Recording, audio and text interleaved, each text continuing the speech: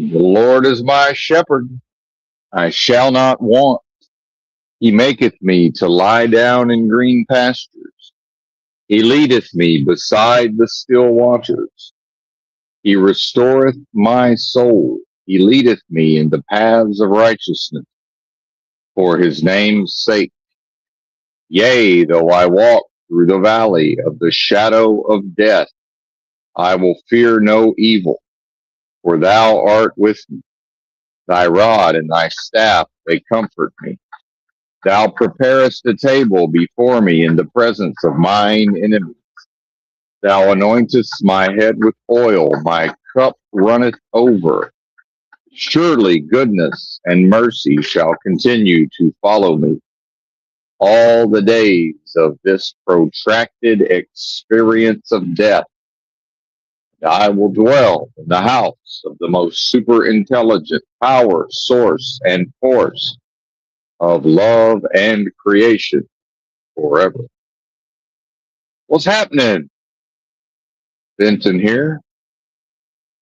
Bit of a scratchy throat. Probably chalk that up to doing 2 live streams yesterday, and then not opening the vents while sleeping. 64 degrees on the dashboard. Little warm in this hoodie. Is it winter? Shout out to the chat. Shout out to replay crew. Woke up, slept in till 2:30. Considering squeezing in a Walmart run this morning before the first delivery. I don't believe there's going to be time for that. But it's good to sleep in time to time, so I managed to bang right through the morning routine, and here we are. Just give me a moment. Let me grab some water. Chug that real quick like.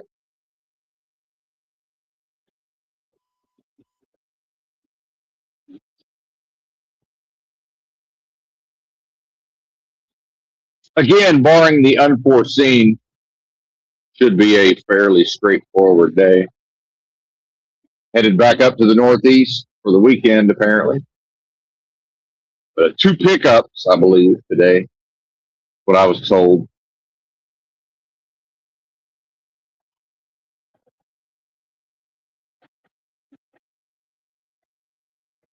And drive about 1,000 miles over the weekend to upstate New York.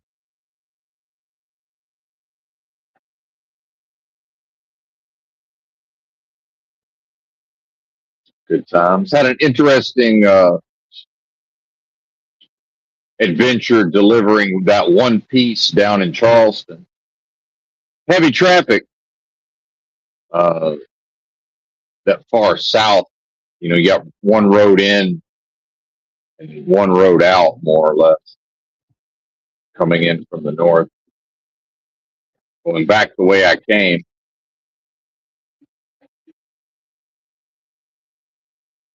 Of course, you know, older city core, you know, down, not even downtown, just the main part of the city, I guess, past downtown. Nowhere to stop in a big rig. At one point, just had to stop in the turning lane to be able to relieve myself quickly. It's always fun. Got to do what you got to do. But yeah, I managed to get the delivery made and got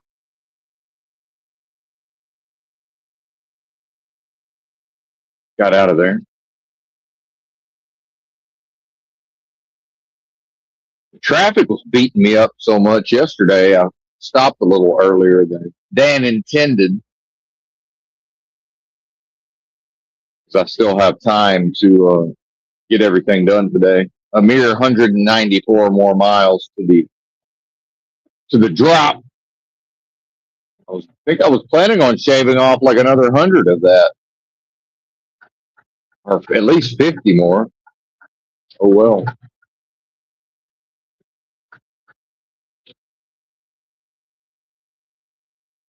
Traffic's so heavy they've got in the construction zones, which aren't even one lane. They just, I guess, they slow down so much or back up. A lot of congestion. They had the sheriffs out there, intentionally sort of breaking up the groups of traffic, artificially making the people coming up behind drive slow and work, keep everybody rolling. Because these team working humans, they can't be trusted to act in the group's interest. Certainly, almost everybody has to try to rush to the front. Although some cultures, such as where I'm from in Arkansas, the state can put up signs that says "Merge now," state law, and pretty much everybody will get over it. Almost nobody will try to rush to the front. But then also you get into, you know, maybe a fear of violence. You just never really know what the locals will take offense to, right? Somebody traveling through on I-40 or what have you. But the seriousness of the Arkansas State Troopers probably helps as well. So I don't know. Old Benton's certainly comfortable with the chaos at times, but or at least tolerant. However, perhaps order is a bit more attractive, at least in certain ways.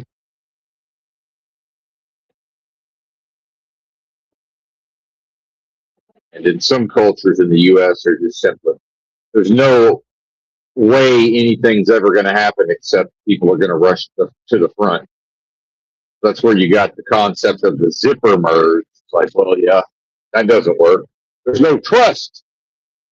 At the merge point, it takes too long because nobody can trust the other person not to crash into them. That's how that goes. Oh, well. Time for some cold brew. Got this Stump Town. What's this called? Cold Brew Delight. Wonderful. And those who may not know, a light more coffee than a darkly roasted coffee bean. So this is a light roast, so it's only like 8 ounces, 7.5 ounces, versus the regular medium roast is like 10 ounces, but they have the same amount of caffeine, about 150 milligrams.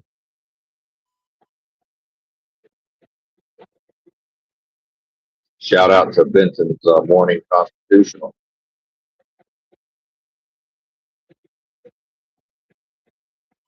Yeah, in some ways, another day, right? Another day, another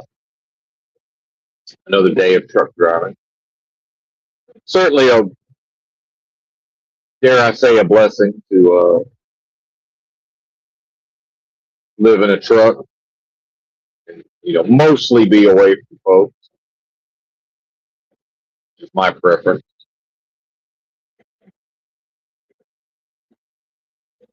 And make enough money to get what I got to get. Although I am getting low on supplies. No watermelon this morning, and if I don't make it to Walmart today, which I may not, there won't be any red grapes in the morning. Down to apricots. Also, I've been eating pears lately, canned pear halves for the digestion. I believe I'm out of those as well.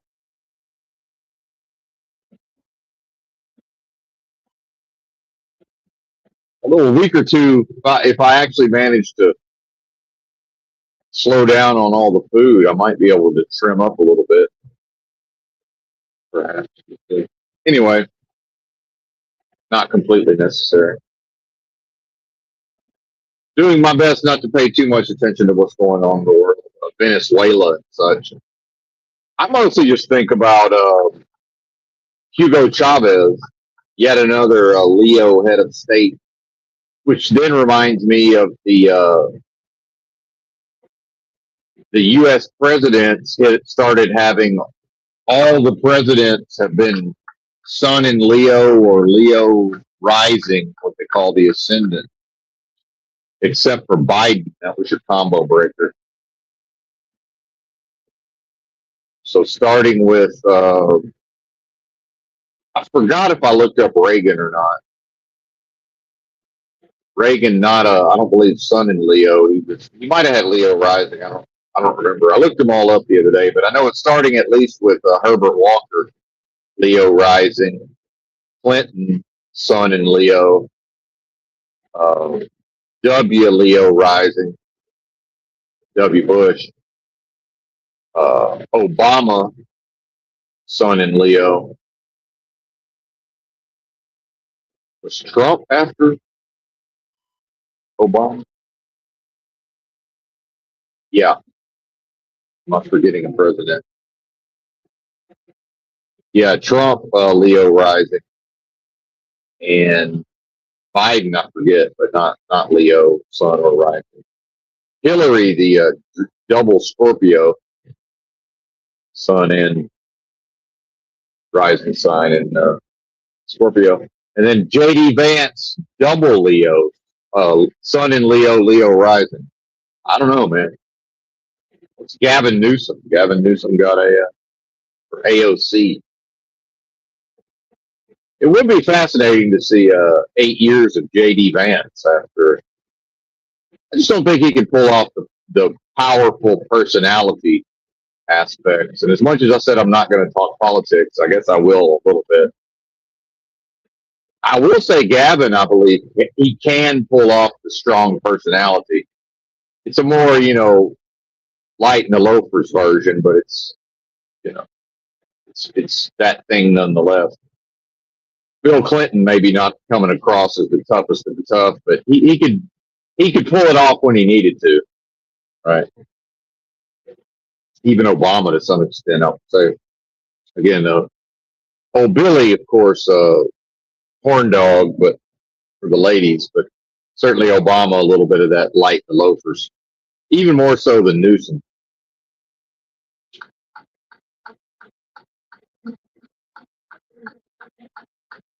As much as I call out Trump for having his right hand man on the economy, Scott Bessent, is a man married to a man. Apparently, old Bessent will punch a motherfucker in the face if necessary. So, shout out to that. We're not in favor of violence, the royal we, but something there.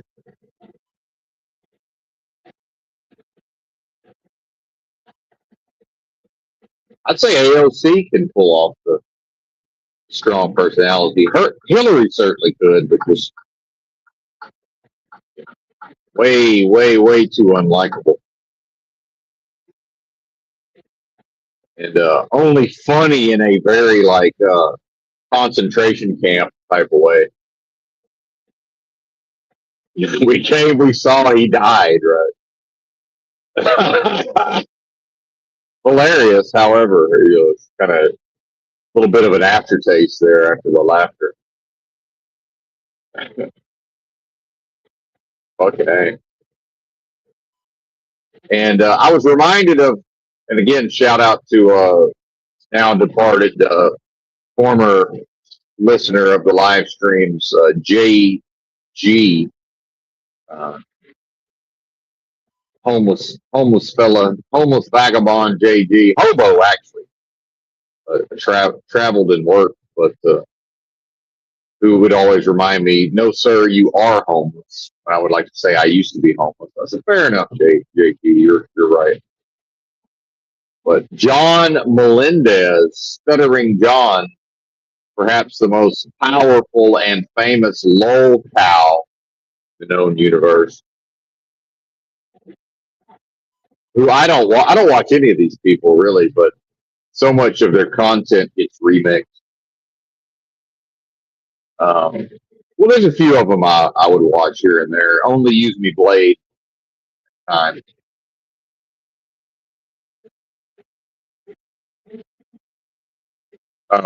King Cobra, JFS, although he mainly did prepared videos, actually.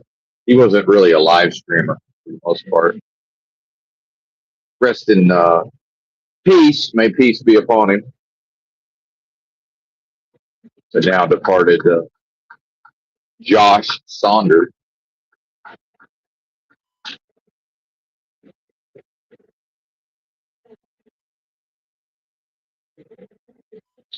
Stuttering John apparently met a homeless man, or at least someone sleeping in their car.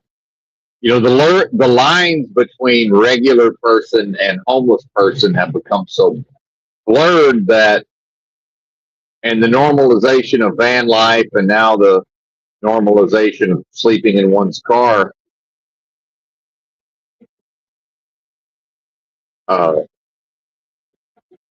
And then so many people still want to talk about the middle class, and which makes me realize when I grew up hearing about the middle class, no such thing. There's never been and never will be. There's the rich and there's the poor. There's the haves and there's the have-not.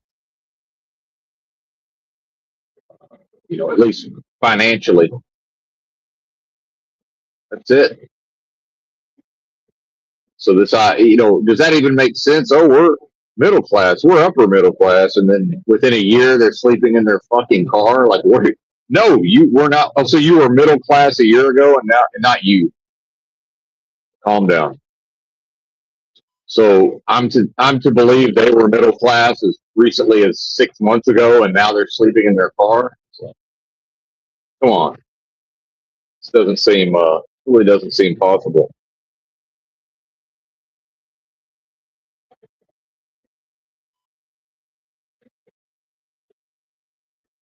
Hang on, I think we're picking up a hitchhiker back here. Let's see what they're doing. Now we're pulling away, I think. Either way.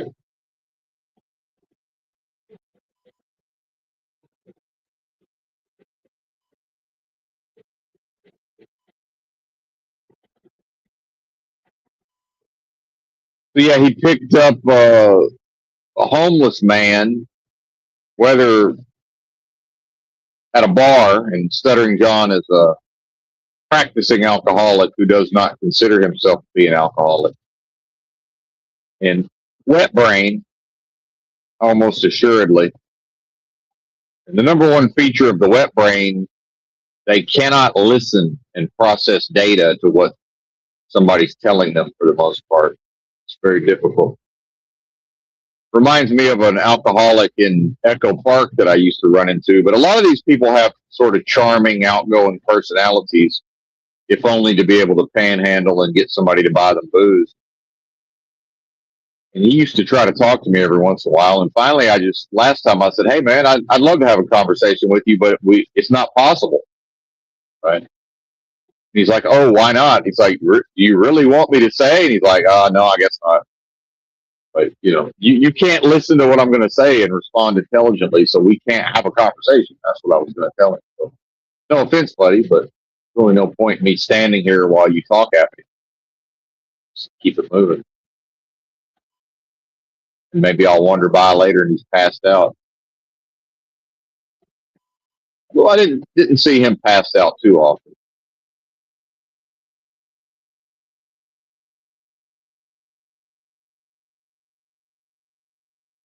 And then Anthony Cumia, former shock jock Anthony Cumia of Opie and Anthony fame, who I'm not really a fan of.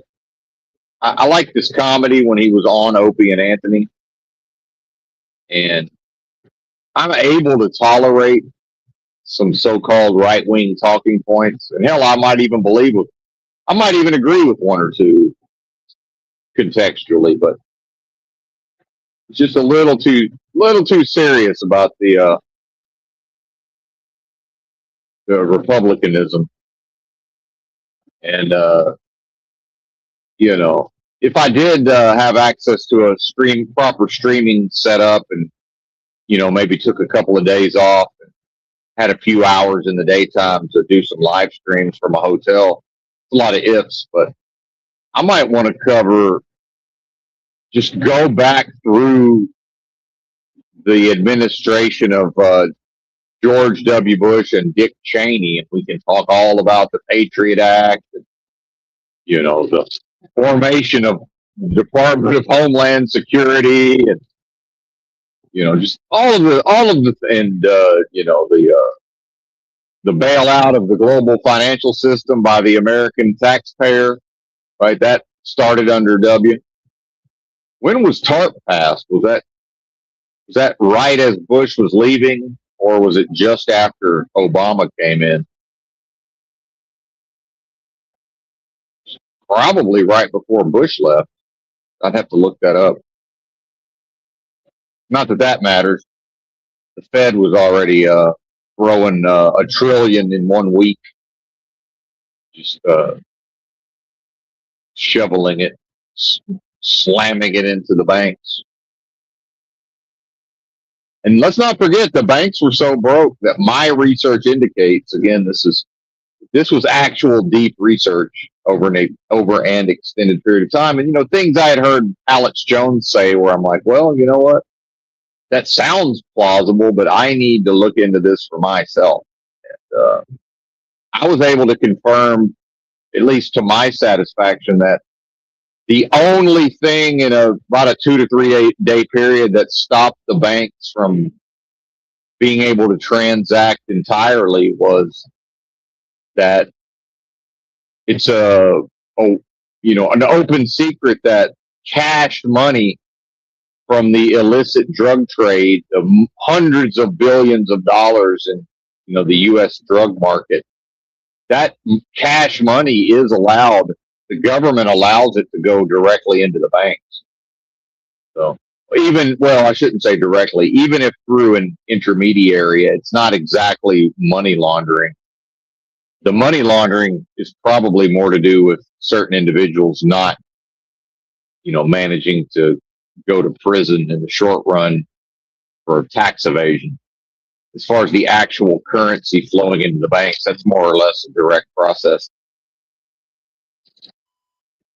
That whatever that hundreds of millions would have been in a few days, or billions, whatever, is just that was enough liquidity to keep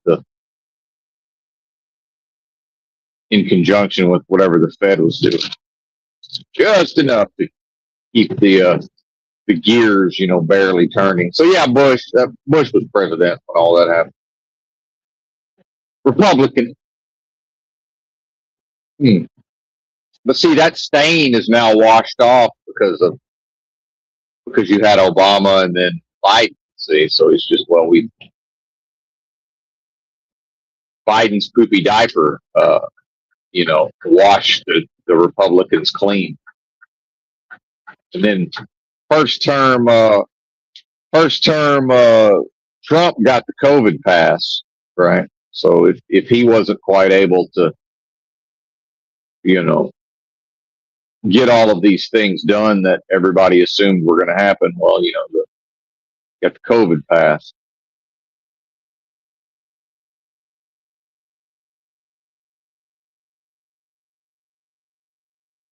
It's interesting how just the timing works out perfectly, right?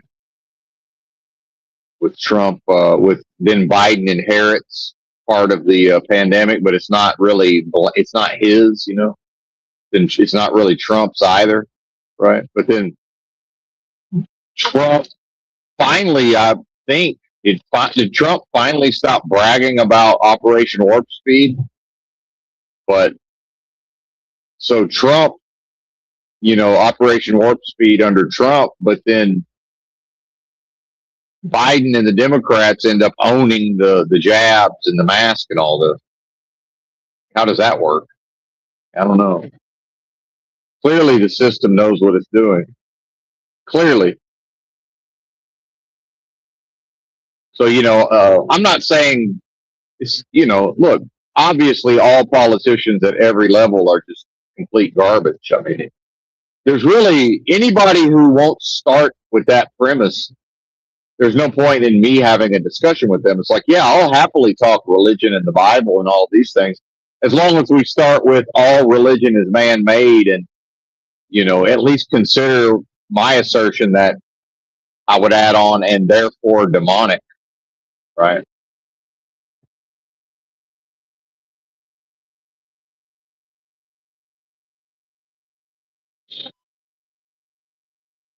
I would tack that on.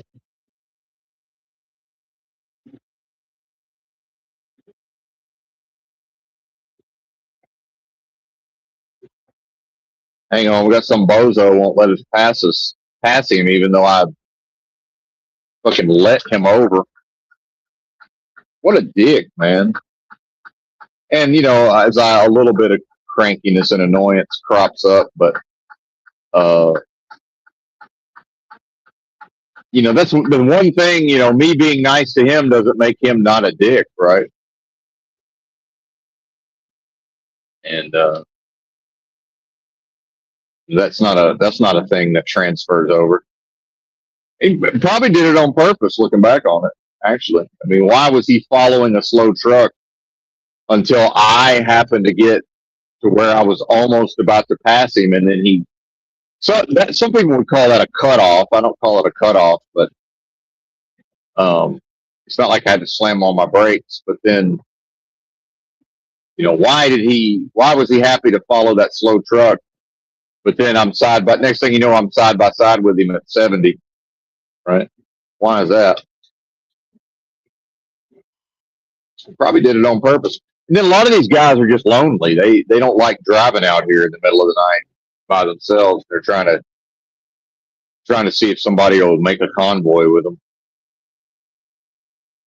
for whatever reason. So anyway, a momentary flash of anger, and then I'll just slow down for a few miles, and of course we'll somehow catch right back up to him, even though I couldn't pass him or pull away from him.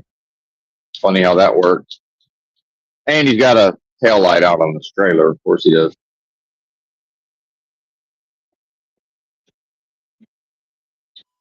Now he's braking at the start of a hill for some reason. And there's construction zone signs, but the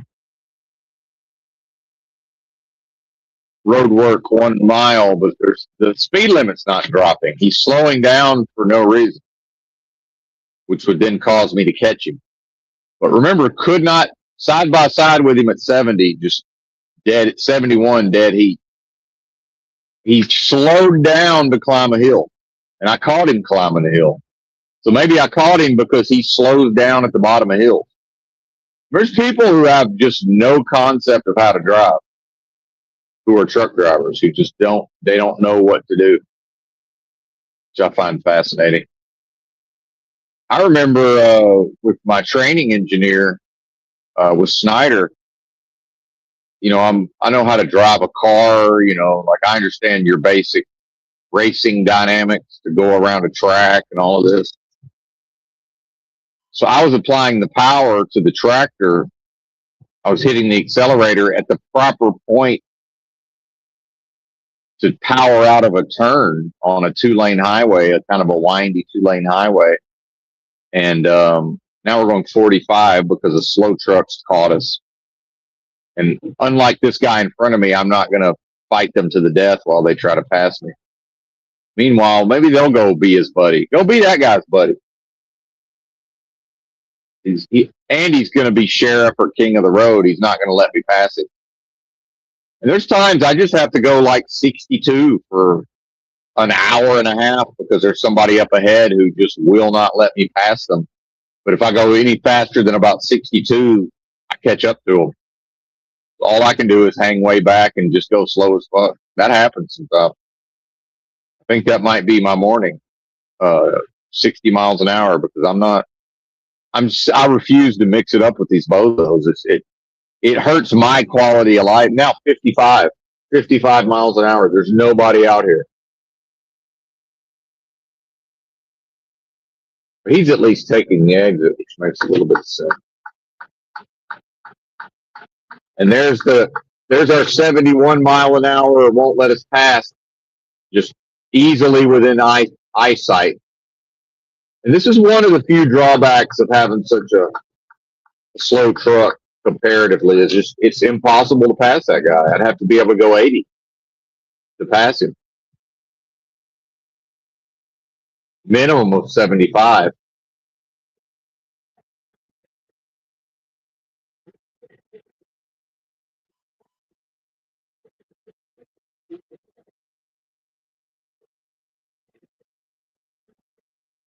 Now he's catching up to cars, probably going 80 down this hill.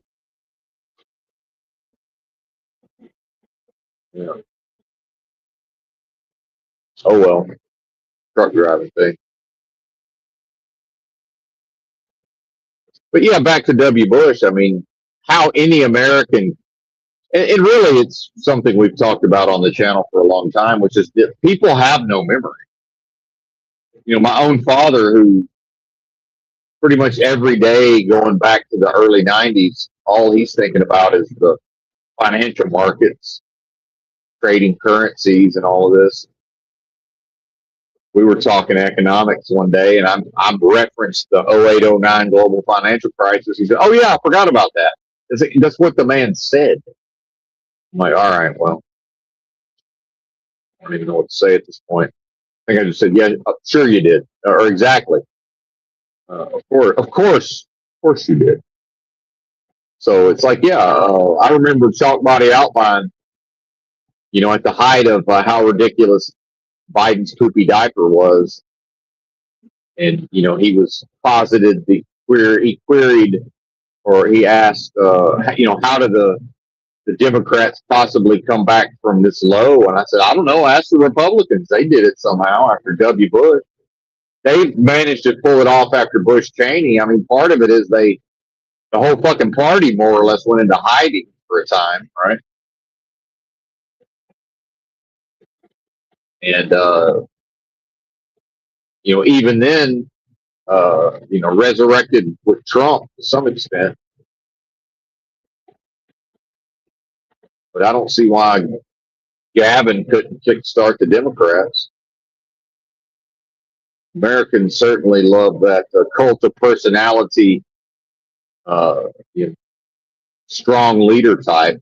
And I understand anybody, the third of Americans who consider themselves Republicans, will just immediately talk about how ridiculous that is. It's like, yeah, there's 67% of the country that don't necessarily view it the way that they view it. So, yeah, I understand a third of the country thinks what I just said is ridiculous, and that means nothing. That's not enough. If we're pretending like there's democracy and elections, that's not enough people to just laugh and say, well, that's not possible because it's ridiculous. Like, yeah, it's ridiculous to y'all. Lots of people don't share your view.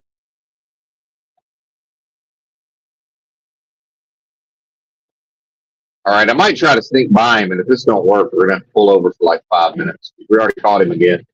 There might be enough uphills. He looks kind of slow on the uphills. I'm willing to risk a ticket on this downhill, and then if I catch another uphill, we ought to be able to get around him. I don't see it happening. Yeah, he's already hauling balls.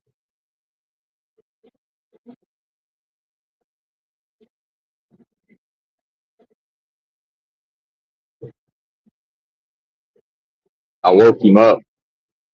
If he goes back to sleep, I'll just wake him up again when I try to pass.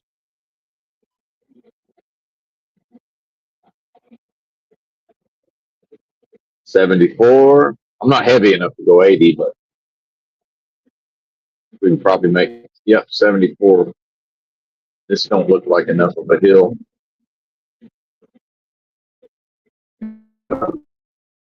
For SOL.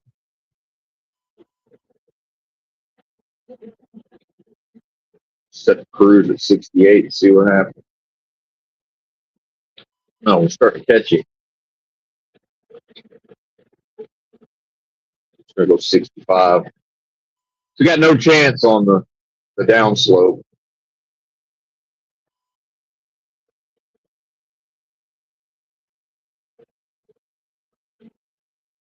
We might get him.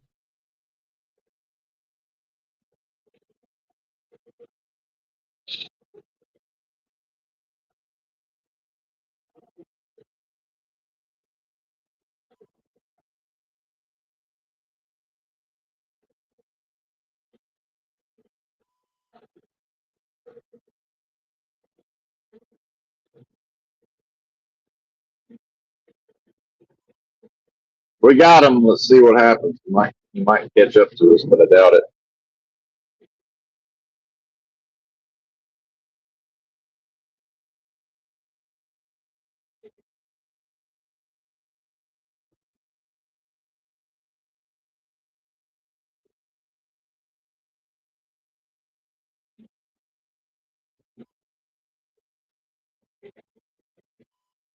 So unnecessary. Look at all the energy that went into that.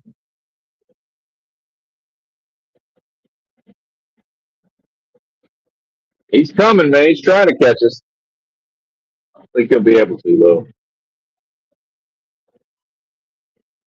60. Why the fuck is it 60 through here? Now I got to speed to stay away from this bozo. Shite.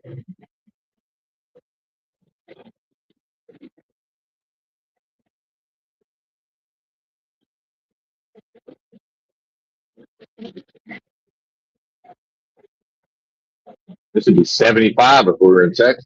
60 miles an hour. This must have been a construction job. We're too lazy to change the sign.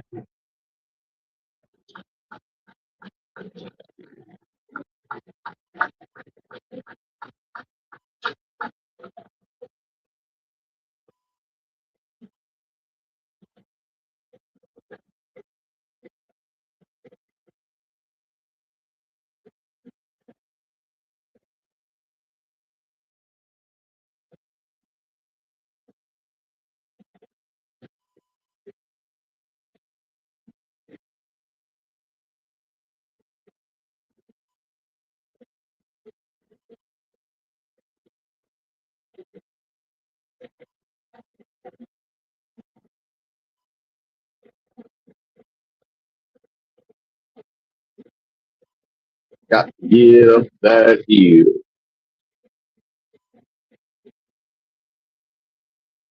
And so back to my critique of the American taxpayer and the American people, there, in my view, if there's never a breaking point, you can't have an empowered populace, meaning it's like, okay, all the banks fail and the American people, whether they choose to bail them out or not, when I see this, I go, okay, well, I will never do business with any of these banks ever again. And if enough people had followed that, then see, that would be power. That would be like, yeah, we don't use Bank of America. They ran their business. They ran themselves out of business. They're only here because the taxpayer bailed them out. Which, I mean, it was going to happen anyway because that's what the Fed can do. But either way, the public signed on to it. It should be the same thing with when a political party does everything that happened under W. Bush. It's like, oh, okay, well, I see that and go, I'm not dumb enough to vote for Republicans or Democrats, but I tell you what, now I won't ever even, this is absolutely the end of, me even paying attention to anything Republican other than just to keep up with the news cycle. Right. And regardless of how insane and bad and ridiculous Democrats are, that doesn't then make Republicans good. I think this is the major way that politics works in people's mind is most people can't separate the horror and the unrighteousness and the depravity that they see in the so-called other party. They then associate the opposite with the opposite of Democrats. It's like, yeah, I agree. Meanwhile, it's all in the framework of all politicians are garbage at every level. So what are we talking about? It's all bad. But because there's specific things that certain people, find ridiculous and repugnant and laugh at, and it has everything to do with the color blue and Democrats, that doesn't confer even one positive trait onto red and Republicans. Not one. You can't then say, okay, now this other thing is good because it seems to be the opposite. Meanwhile, it's actually, if you look at policy and how politics operates, it's pretty much the same thing. The rhetoric is different, right? Some of the, intersectionality and all of this is different. It's more overtly leftist, but then, you still have people stuck. They're so stuck in the past, they think liberal has a meaning. Every single politician in office is liberal. All of them. Regardless of the words that come out of their mouth. There's not one Republican elected to office anywhere in this country that's not liberal. There's not one. At any level. Maybe a county sheriff somewhere? I don't know. I bet if you watch them long enough and you observe them long enough, at some point I'll be able to point at their behavior and go, oh, that's liberal. You see that's clearly liberal what he did there. Clearly liberal. You can't tell me that's conservative. Because like the inverse of how communism and Marxism and collectivism operates. And what that is that in order to be a party member in good standing, the communists, the collectivists, the leftists, they have to do the up to the minute monkey dance of the day. It's not enough to be not racist. One must be anti-racist. And I'm in a world where most people don't even understand what that means, especially not people who think they're conservatives. And I'm saying there is no such thing as conservatism. Conservatism does not exist. Or if it does, it's Amish people, right? There's no conservatives. Sorry, doesn't exist.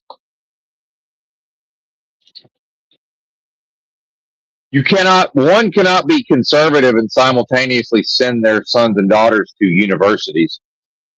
Not possible. And is it better to be just go ahead and be a fucking so-called liberal Democrat and not be delusional? In my world, that's honest.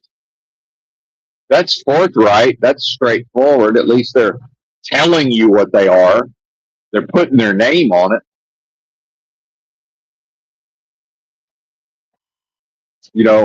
In the book of Job, when Satan was asked, hey, what are you doing, Satan?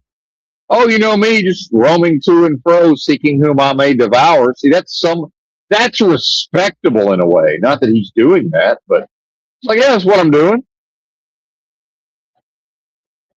Yeah. Good luck stopping me, partner. Maybe in the long run, I don't like your chances in the short term.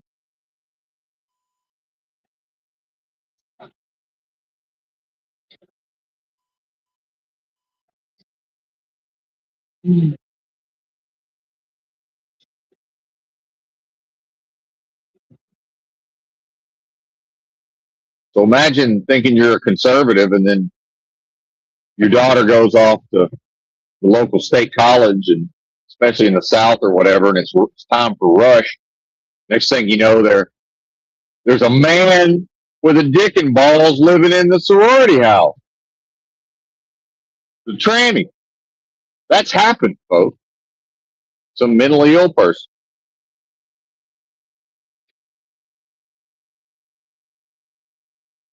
And that guy probably still considers himself a conservative. And the daughter may still consider herself conservative, although that's probably not going to last. I would say anybody who's rushing a sorority or lives in a sorority house day one of dick and balls moving in, if they don't move out, they're not a conservative because they will not live based on their principles. You can't have traditional family values, so-called Christian conservatives, if they don't practice what they claim. That the moment they refuse to practice their values, they prove that they don't in fact hold those values. They prove it. So if it's a so-called conservative sorority, and if the daughter is a conservative, she has to move out of the sorority house day one, whether she wants to or not. You don't get to say, yeah, but I don't want to move out of the sorority house. You don't get to say that. You get to pack your shit and leave. And then the sorority says, well, wait a minute, we can't have dick and ball trannies up in here because we won't have a sorority. And then guess what? There won't be any dick and ball trannies in the sorority house. Problem solved within a week. Same things with dick and ball trannies in sports. If every woman, the moment Dick and Balls shows up and starts thinking he's going to deadlift in a woman's competition, if they all take one look at that, go get in their cars and drive home, there's not a competition. There is no weightlifting competition. And then they wait around and they say, well, as long as this organization that only exists because we like to lift weights and compete against each other as human beings with vaginas, until y'all assure us there won't be any human beings with a dick and balls and testosterone, we ain't coming. That's the only power the people have. The people have no power beyond that. There's none. Do you think this wicked, evil, fallen system of death, world of death, game of lives gives a flying fuck what people say and claim? What? It's like, hey, y'all keep showing up to all this nonsense. It's validating it on some level. So again, under what I'm describing, conservatism does not exist. You have to have people who say we're simply not going to participate. Because we know the mindset of a so-called conservative, they can't do anything unless they're authorized. They have to be authorized to stay home. They have to be off. The daughter needs something more powerful than her, right? To say, okay, dear, you go ahead and come home, and we're going to see, we'll see how this works itself out. I'd probably unenroll from the fucking university. I'm not kidding. Like, fuck me, fuck you. Right? Do I exist to serve the university, or does the university exist to serve me? And I might be okay. Maybe I will choose to go to university under the knowledge that I'm here to serve the university. It's not going to be unclear. We're going to find out one way or the other. Are y'all here to serve me, or am I here to serve y'all? Because American society, from the perspective, especially of conservatives, and again, there's no such thing. It operates based on the notion, well, society is for us. The government works for us. The law enforcement works for the people, right? And in some ways, that's true. In some ways. But the accountability is where the populace says, we're going to make sure we know. And that is, by the way, that's the biblical idea of make the tree good or make the tree rotten. The lukewarm is spat out of the mouth, better hot or cold. Yeah, we might be able to tolerate the cold shoulder from the university, but we're not going to get the cold shoulder and still pretend like it's the opposite, like the university then exists for the common good and common welfare of the people. Sure, it doesn't. Not when it's not behaving as if it does. Same thing with the government. Same thing with the police.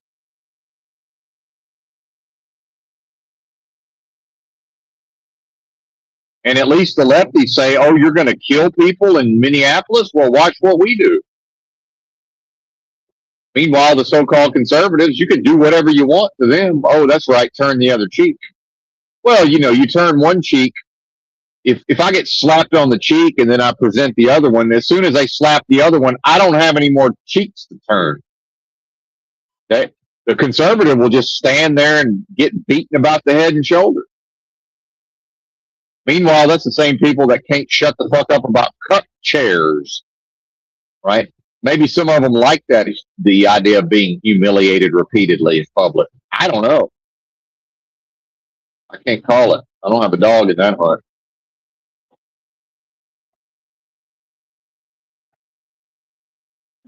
And again, all of this is fine if the individual understands these dynamics. But then could the individual come unto an understanding of these dynamics and then still plausibly status quo social contract and conform to peer groups based on conservatism, which is only in 2026 is completely based on the how nightmarish the other is perceived. You know, Democrats, the color blue, Biden's poopy diaper. It's all based on that. And anybody who has a otherwise working mind who hasn't reasoned their way through that, has reasoned their way through that, the only way, or let's just say should have by now, I can only conclude that they are going to status quo social contract conform to peer groups no matter what happens, and fuck them. They can't ever be the servants of air quote so-called God, and that's even under the premise that that would be a thing at all, right? You know, I think I clicked the wrong button. It asked me if the way station was open. Well, the software's smart enough to not just take my word for it. That's pretty cool. It still shows closed.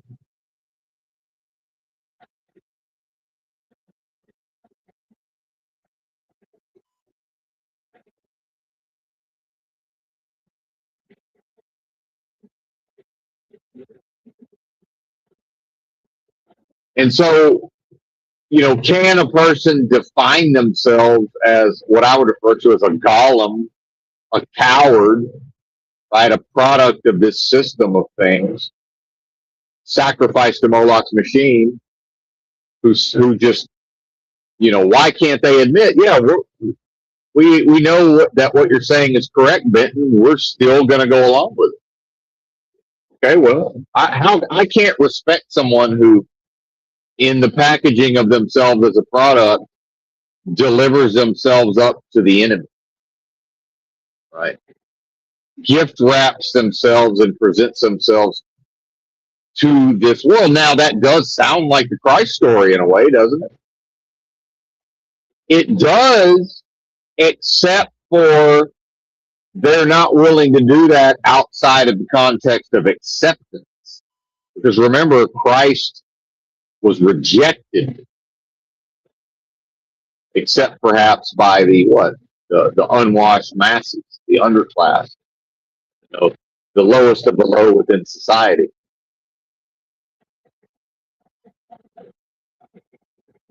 Meanwhile, a lot of them, let's call it what it is, a lot of them would have mostly been into Christ for the healing and the deliverance from demons. You know, and probably just like to be around him. Because who was that said, give us Barabbas? That would have had to have been enough of the low class. Would have had to have been.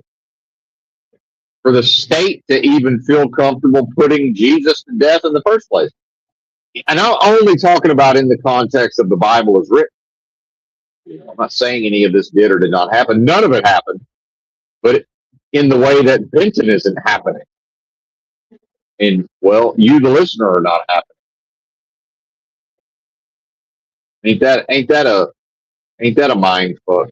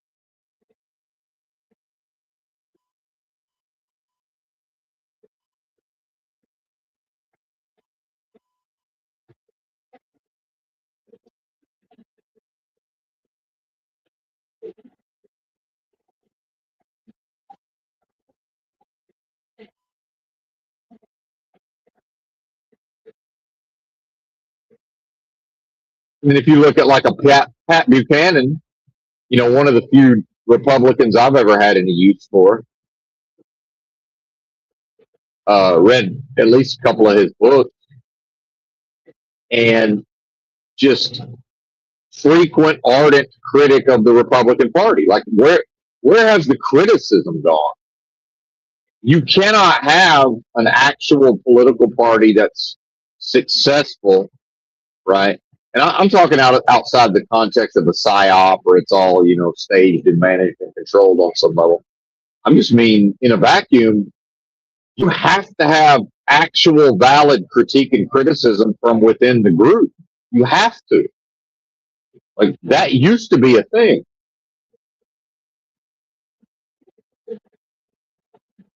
Because what happens is lefties are going to cry fascism no matter what. And eventually, I look at Republicans and say, well, no, this actually this is fascist. It's crossed over into dictionary definition fascism. Because why? Because where has the criticism gone? Where has the opposition gone within its own party? So, somebody like Robert Escobar, a fellow live streamer, and he cruises through the channel from time to time. I cruise through his channel. He doesn't bother to waste his time criticizing Republicans, because he's mostly not talking to conservatives, so-called. There may be a few, but they sort of hate watch him, I'm assuming.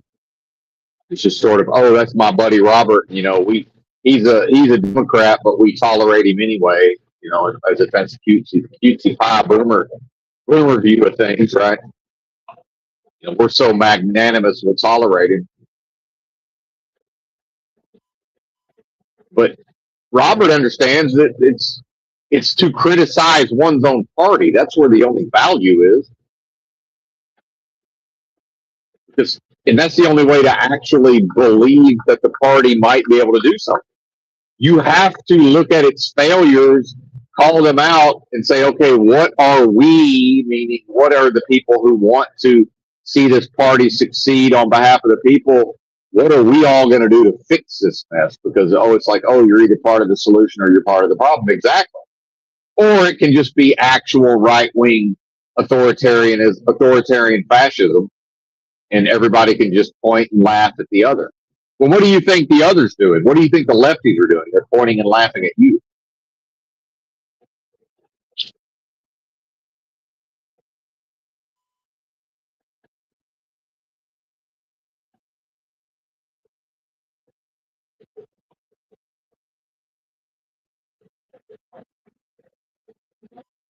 And people who don't hang out in big cities, who are from middle America, they fool themselves into thinking that they're tough and they'll just go kick the shit out of some lefties. No, you won't. No, you won't. And they think, what woman would want one of these lefties? Well, you've never spent time in Los Angeles. Just go walk around every day for a month. There's plenty of high testosterone physical specimens walking around LA, and they're not Republicans, right? I can find 100 people from LA and 100 people from middle America. We can have them fight to the death. And a lot of people in middle America will just assume that middle America will win. Well, I'm not going along with that.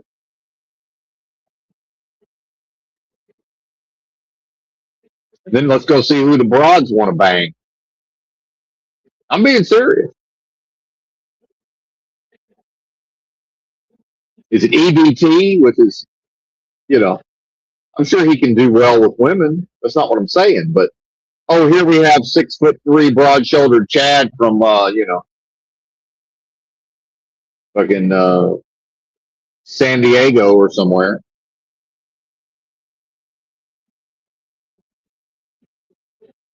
And the moment EBT opens his mouth about certain political rhetoric, this 26, 23-year-old hottie, she's out. She said, well, no, I'm not having no parts of that. Because she has standards. She says no. Unless, if I'm involved, If certain things start to happen, I say no. But the conservative, so-called Southern Belle, who's rushing a sorority, when Dickin Balls shows up and is a tranny, she doesn't move out day one. But 23-year-old, the first time she goes on a date with a guy with EBT or whoever, the first time he says anything against her politics, she's done with him forever. Forever. See, I respect that. And some will say, well, how can you respect her viewpoint? I don't need to. That's a person who, for whatever reason, chose a path, committed to it, and when something happened to the contrary, recognized that her only power is to say, I will not, and she didn't, even though she probably wanted to. And I know what I represent walking around LA. Because when certain things start happening in the news, the next thing you know, I'm getting looked at some type of way by white communistas in their 20s are staring me down, getting all aggro with me.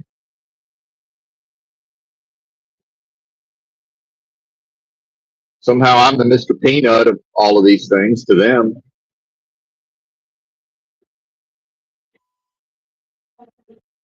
You got a whole bunch of people from California who they're socialized, even if they have even if what's inside of me is inside of them, they're socialized to not show it overtly, right? If only so that their women will continue to have sex with them and make new white Californians.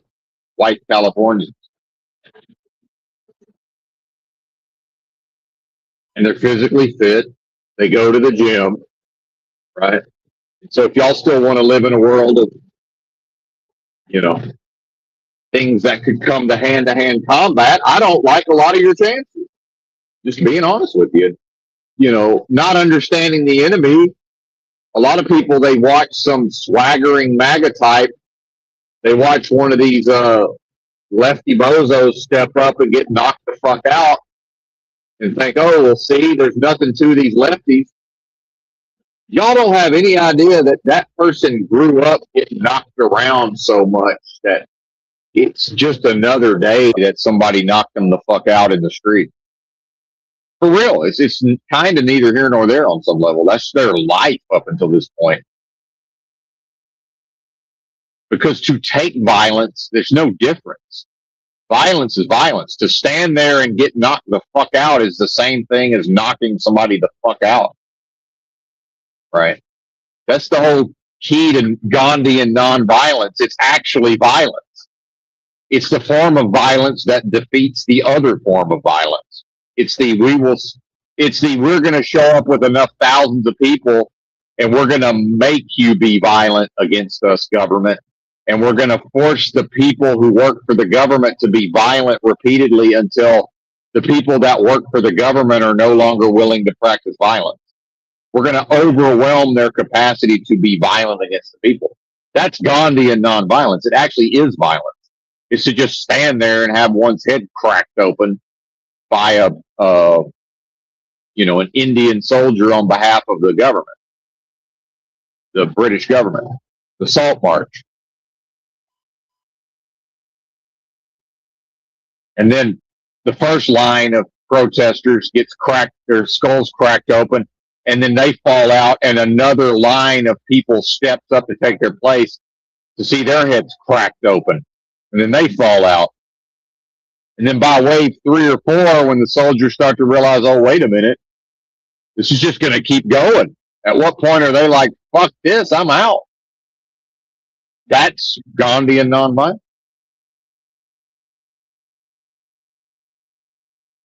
It's the yin to the yang. Like, oh, really? Oh, really, state? You think you maintain a monopoly on violence? Okay, well, we'll find out about that. Maybe you do in Britain, not here.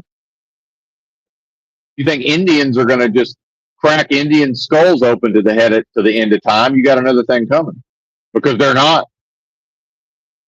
Now, a white Americans probably would, but that's a completely different story. And I single out whites. And that's what I try to tell the black folks when they were all up in arms over the George Floyd. I said, listen, man, if y'all think you're going to defeat white folks at the level of hate, you are out of your fucking minds. You are out of your minds if you think you're going to go hate versus hate and beat white people. That will never happen.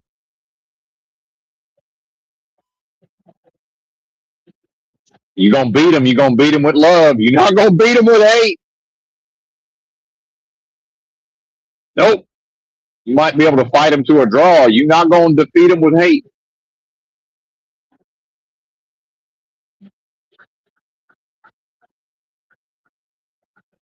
And so that's part of strategy. That's part of being a 5-star general, is to recognize that, well, this ain't a battle can be won.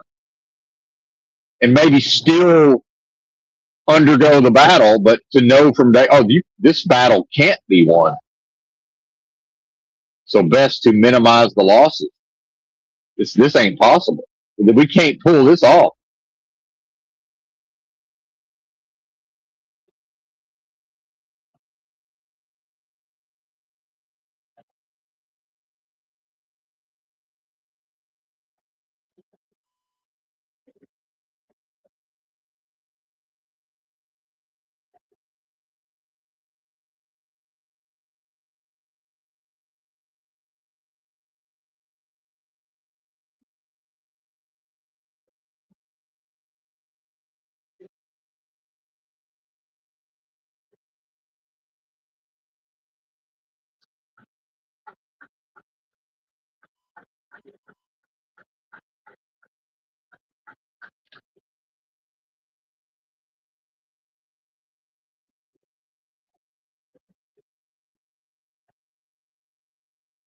And, I think what's instructive here is it's really only the reality of how come more people are not able or haven't reasoned their way through all of this. And I would say that the number one reason is status quo, social contract, conformity to peer groups.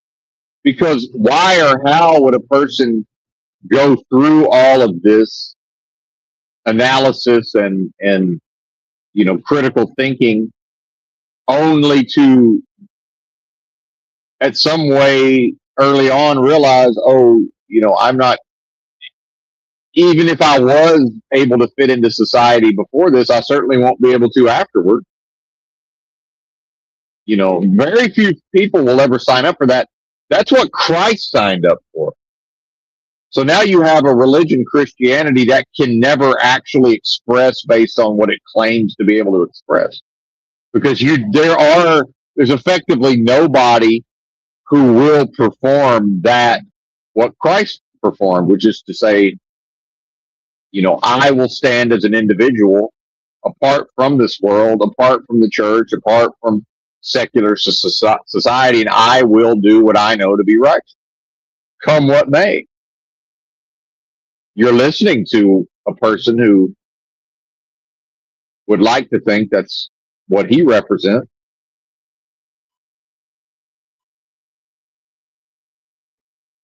And probably does. Of course, show me a human, I'll show you a hypocrite. But I would say for the most part. And is that respectable? Well, in my world, yeah, it is. And then the people will say, well, what about this? What about that? I don't know. What about it? Well, what happens when I have to get a job and they think I'm weird? And you think my job doesn't think I'm weird?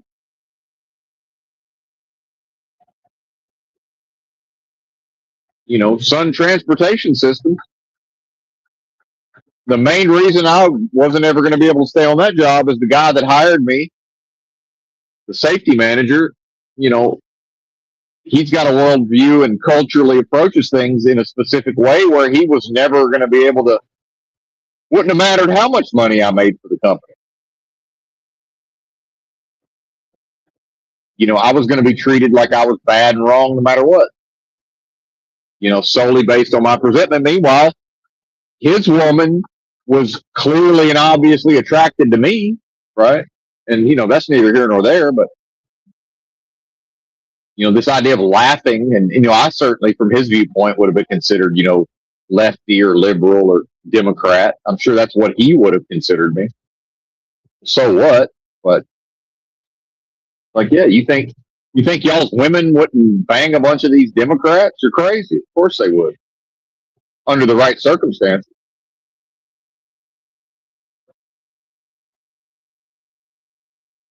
Your daughters certainly are. That ship has sailed long ago. In fact, most of your daughters demand it. Now, you still got some that are performing a surface level version of traditional family values Christianity. Some. And meanwhile, most of them are waiting until age 30, and a career to maybe start looking at getting married and having kids. It ain't 20 anymore. What's the point of good God-fearing, conservative, church-going Americans? What's the point of them,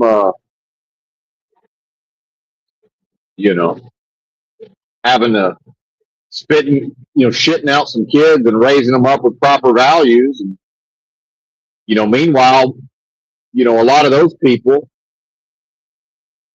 I'm 50, and the majority, and my own mom forgot this. I was talking to my mom about the divorce and all this. And so, because I got two younger sisters, and I'm telling y'all, I caught the very tail end of, nuclear family America because of where I grew up. I caught just the absolute tail end of it. Because my mom was talking about, when she grew up, more or less everybody's parents were married. But the fact is, my mom grew up with a single mom, and that was rare. That was quite rare at the time. Virtually all of her classmates, the bio dad and the bio mom were in the home. Well, when I was in school, by high school, you had some blended families, some. But the majority of my classmates, their daddy was in the home, their biological father. I'd say at least 75% of my classmates were raised in a house where their biological father came home to their biological mother every night of their life, effectively, unless he was in the deer woods or whatever. Like, for real. I'd say minimum 65%. And then even the ones that it wasn't their bio dad, you had some percentage where it was at least a stepdad who had a job and was, attempting to provide proper stability and values to a child that wasn't his genetic offspring, right? Which is isn't that the definition of a cuck? Anyway, I digress. I guess only if he thinks that's his kid. Maybe it's not. If he's fooled him, or he's allowing himself to be fooled, as it may be.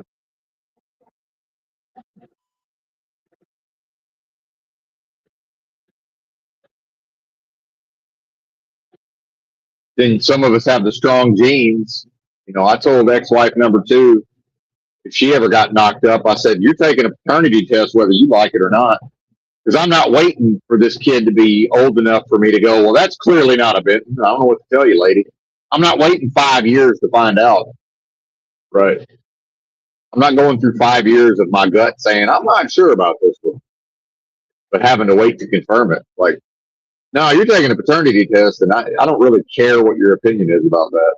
This is what's going to happen. I don't know what to tell you. Which in some way is a man of principle saying, this is what I demand.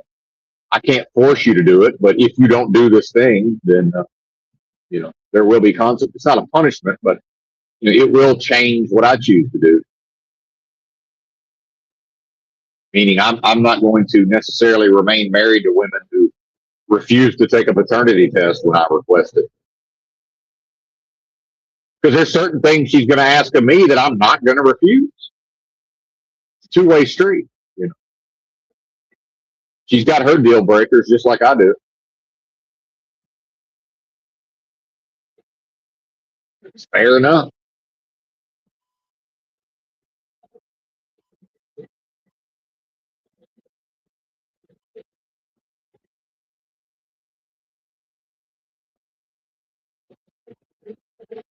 So my own mom, she misremembered. I said I had to correct her. I said that's not the case. I said the majority of my classmates, the home was intact, even if it was some blended family situation.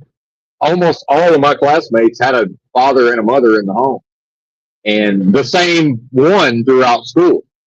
You know, maybe there was one switcheroo early on, but it was generally, it wasn't like, oh, I've got a different dad now. That wasn't a thing. Not the people I knew, and not for the most part. Yeah, it happened here and there, but it was rare.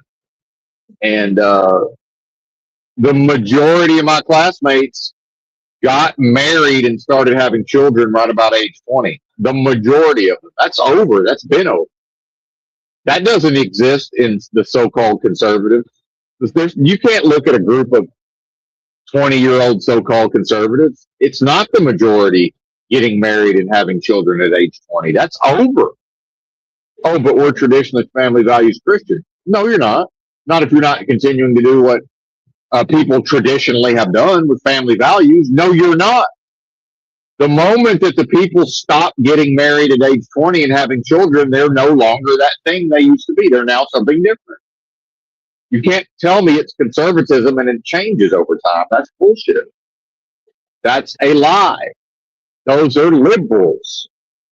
Liberals change over time. It's a progressive movement.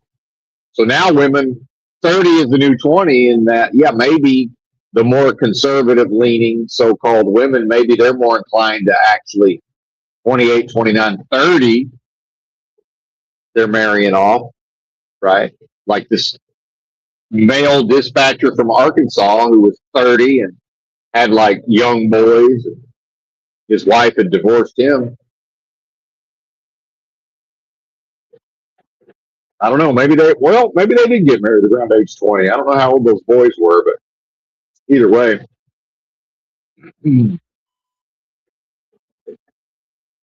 But he's going to stick around.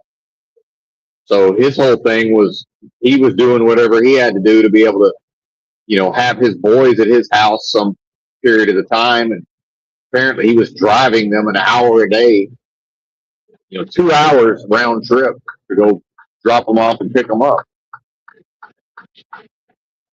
Whatever that was.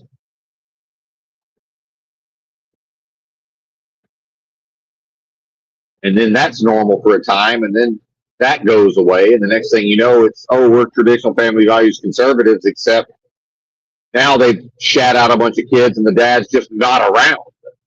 But, oh, he has a job and pays child support. And, maybe he stuck around long enough to buy her a house that now a different man lives in to raise the kids. Oh, that's conservative all of a sudden? I'm firmly convinced that this is part of the reason it was never in the cards for me to have children. I wouldn't have been able to tolerate that. Now, it's not, oh, Benton's a badass and he's this and he's that. It's like, oh, well, does the child's father have to go to prison? Because there's a 0% chance I ever would have lived under that, which probably means, if I had a baby mama somewhere, we probably would have stayed married at least till, like my parents did, at least till all the kids was raised, right? It's kind of worse for the kids in a way, probably. I'm not saying it's a good thing that I wouldn't have been able to, I just wouldn't have been able to live with that. There's no fucking way. And it probably wouldn't have been me hurting somebody. It probably would have been me just being like, well, the government's not going to tell me what I'm going to do. Who knows at that point? Like, yeah, are y'all going to keep arresting me, for trying to tell me how to raise my kids? Right? I don't know. I don't know how that works. In my world, it just means no, I don't have kids at all.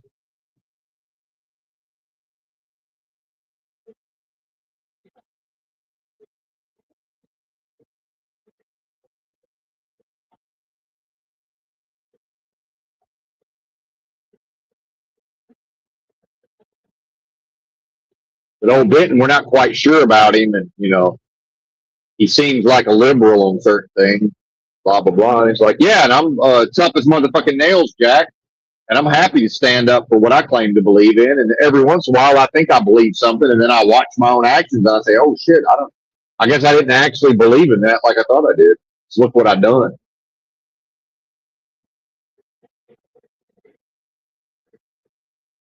Meanwhile, these conservatives can't tolerate me in a time of what they think's a time of peace. Well, you let it go to an actual war, and then here's hitting that Stonewall Jackson, and you're like, "Damn, he's actually one of the greatest warriors amongst us. We didn't have no idea. We think he's a joke. We treat him as a joke in times of peace." And then the shit pops off, and look who's riding around like Crazy Horse with a handful of scalps. Huh, now we understand why all the women want, not all, but why so many of the women wanted to bang him. We've scratched our heads and didn't really understand it. But now we see him metaphorically riding into battle and returning with a handful of scalps, metaphorically. Okay, now we start to see. Because any man can fake a lot of this stuff. Anybody can bluff a little bit. What I love about as ridiculous and absurd as the idea of being a man is in this vacuous, delusory, adversarial realm of business transactions, world of death, game of lies, waking dreams, surrealistic, unreality, deja vu all over again. Part of what I like is you can't fake picking up and delivering the loads on time. You can't fake riding off into battle and whooping some motherfucking ass. You can't fake dribbling a basketball up the court and making layups against people that are 6 inches taller and have 75 pounds on you and a racial advantage, which ain't really an advantage.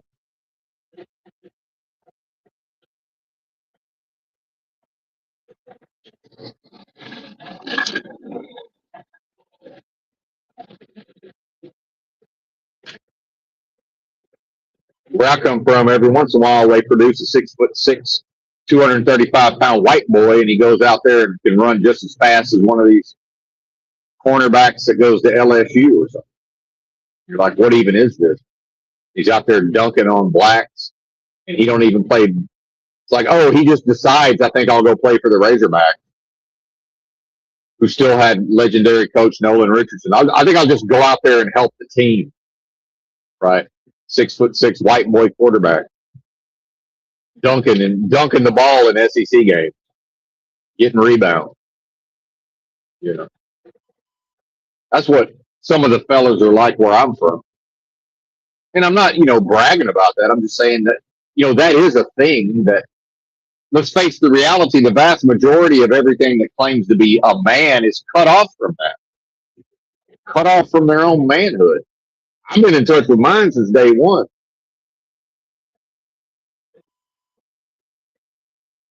I got to think whatever's running the show at a certain point said, look, man, can we stop making these gigantic, scary Bentons? Can you at least start making them normal size? I mean, this is too fucking much. Fear of a black planet, fear of a Benton planet. Good God. We talk about man will dominate man unto man's own injury.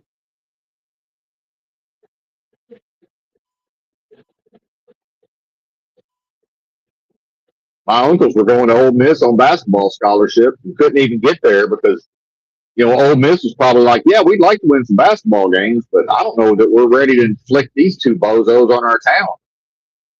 They're going to rape all the women and beat up all the guys. We had a fullback at Arkansas, Mark Pierce, big old muscle man, running everybody over on the football field. He couldn't play football or stay at the university because he was running around town beating everybody up. I mean, for real. Like, he was known to be kicking everybody's ass in Fayetteville. It's like, yeah, okay, Mark, we'd like to win some football games. You're a really good fullback, but you got to get up out of here, buddy. We can't have.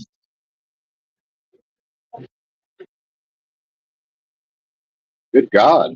What are you doing to us? Take it easy on him, man.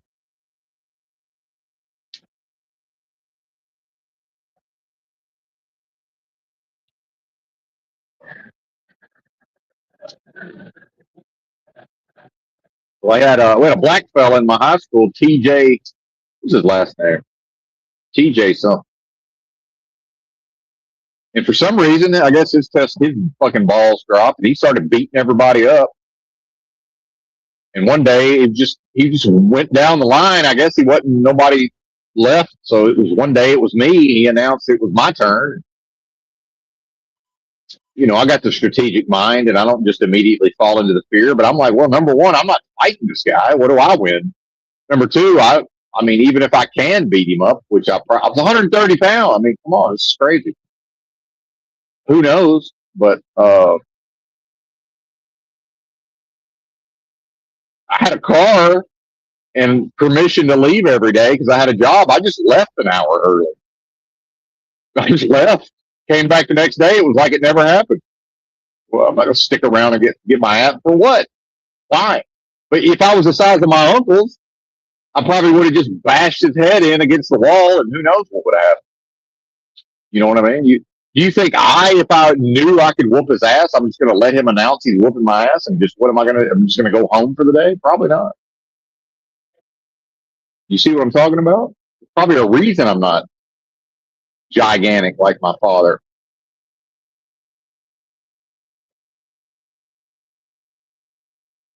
Good. But see, what's in me, women know it's in there. They detect it. And women, unlike men, they understand on some level, yeah, everything seems peaceful and copacetic now, but then, oh, look, it's a pandemic. Look, it's a breakdown of society. Look, it's a week of no meat section. And now all of a sudden I get out of a big rig in the Walmart parking lot and I can't take 2 steps before women are eyeballing me and sizing me up. I'm like, wait a minute, that might be one. Maybe I do need a man. I'm shopping. I see them kind of looking at me out of the corners of their eyes. They're thinking, shit, maybe they're starting to reconsider. Right? Because when it starts to look like the state can't protect them or won't protect them, when it starts to look like the police won't protect them or can't protect them, it's like, well, wait a minute, maybe they do. Because they know that whatever big dick dog they go to bed with every night, well, there's a limit to what it's going to be able to do to an intruder.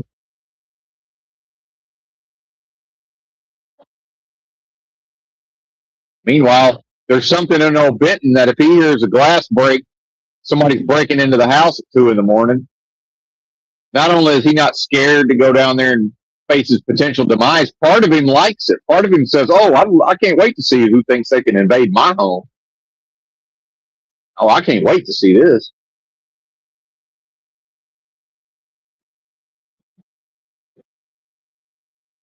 Good luck.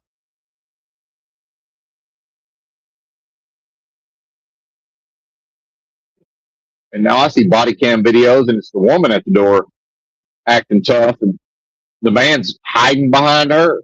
Well, it ain't a man. It's a male. It's like, no, I deserve for her to make me a sandwich.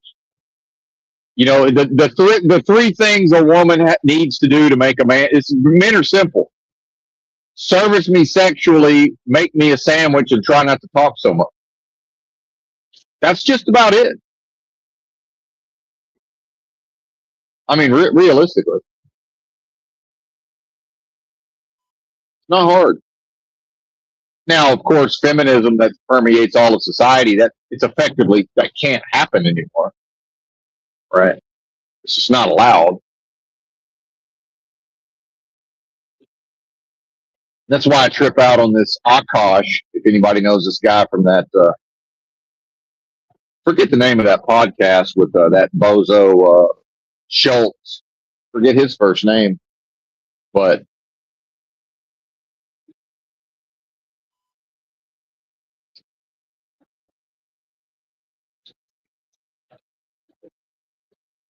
he married some attractive Indian, and I understand Indian culture. There's a lot of pressure they're going to want to marry their own kind, and have the big fancy wedding in India and the whole thing, whether it's arranged or not. And my one of my closest friends from college, a Patel, he wasn't. It wasn't an arranged marriage. It was more of just like his family would sort of set him up with chicks to go, kind of take him out for a spin. And it's like, yeah, he everybody kind of knew he's going to choose from amongst maybe 6 different broads, and she's going to choose. They're all just sort of going to pair up eventually and start having babies. And I hate to say it, man, it's because it's not this type of world anymore. But you know, I was staying with him out in Florida at his motel and working with him a little bit. And I'd worked with him in his gas station. He bought a convenience store after college in Hot Springs, Arkansas. And hell, he had me I took his daughters to school a couple of times, you know, and, there wasn't any hesitation. Now, again, my thing was like, yeah, just understand, there's not, he knew me well enough to know I'm trustworthy, but it's like, yeah, I'm also not, I'm never going to be mean to children, but at the same time, you're not necessarily going to get it's like Uncle Benton here, it's not I don't really have any sort of skills to deal with young children necessarily as far as on their level or whatever. But, I hate to say it, in today's world, I don't think I would, even if asked, I'd be like, no, man, I'm good on all that. And I would say to somebody, I hate to say it, man, like, I don't think a parent can leave their kids alone with anybody, even their own relatives, much less a trusted family friend. And what's funny is he would leave sometimes at the motel, and I had a good relationship with his wife, and this is the kind of woman you want, fellas. I was allowed in their living quarters. I hung out with them, not when he wasn't there. She wasn't letting me in, and I wasn't trying to get in there. And if she'd invited me in, I would have said no. I appreciate it, but maybe I will take a cup of coffee. But I'm gonna have to take that shit to go. I can't come up in there. And not that anything would have happened. It's like, we're not even going to have the appearance that something might have happened. Absolute no. And I hate to say it, I think we've gotten there. I think society's degenerated to the point where you can't have that with children either. It's like, yeah, we all know nothing's going to happen, but I remember I was in a public bathroom one time, and some little kid came in there, and I don't know how old he was, pretty young. And you could tell he was all wide-eyed because he's probably one of his first times in a public bathroom in a busy rest area or whatever. He don't really understand the dynamics of, he's got to get to the sink and wash his hands and all of this. And, I'm looking at the other guys, and we want to sort of help. Nobody's going to say a damn word to him. It's sad and it sucks, but it's like, I'm not getting involved in this. I'll get the fuck out of the kid's way. Maybe we'll just all sort of get out of his way so he can wash his hands. But fuck, I ain't helping him out. But in the olden days, I'm sure it would have been some version of, hey, Sonny, it's your turn. Get up there and wash your hands. You can't just be a shrinking violet or whatever. Whatever that is. Sort of coach him up a little bit. That's all gone. That shit's over with. You got this. I see these things happen, and this is what society's become. You got this guy out in Arizona who's now taking his own life, and he was married to an ICU doctor, and I don't know what his education was, but he had some kind of career at some point. And again, kind of a Chad type to some extent. Checked a lot of those boxes, I guess. Chad or Chad light. But at least Chad, maybe a Chad. And, this ICU doctor, of course, lefty, liberal so-called. And, she's only going to marry some type of dude and start having his kids, right? some version of some testosterone. And now, meanwhile, now he's a house husband, and his activities included going to the local convenience store, uh, taking like 3 fucking single IPAs off the shelf, going into the bathroom, apparently chugged one of them, walked out the fucking front door with the other 2 without paying for them, mind you. And probably, I'm assuming, could afford it, probably did it just because he knew that he was the type of person that they would never suspect, right?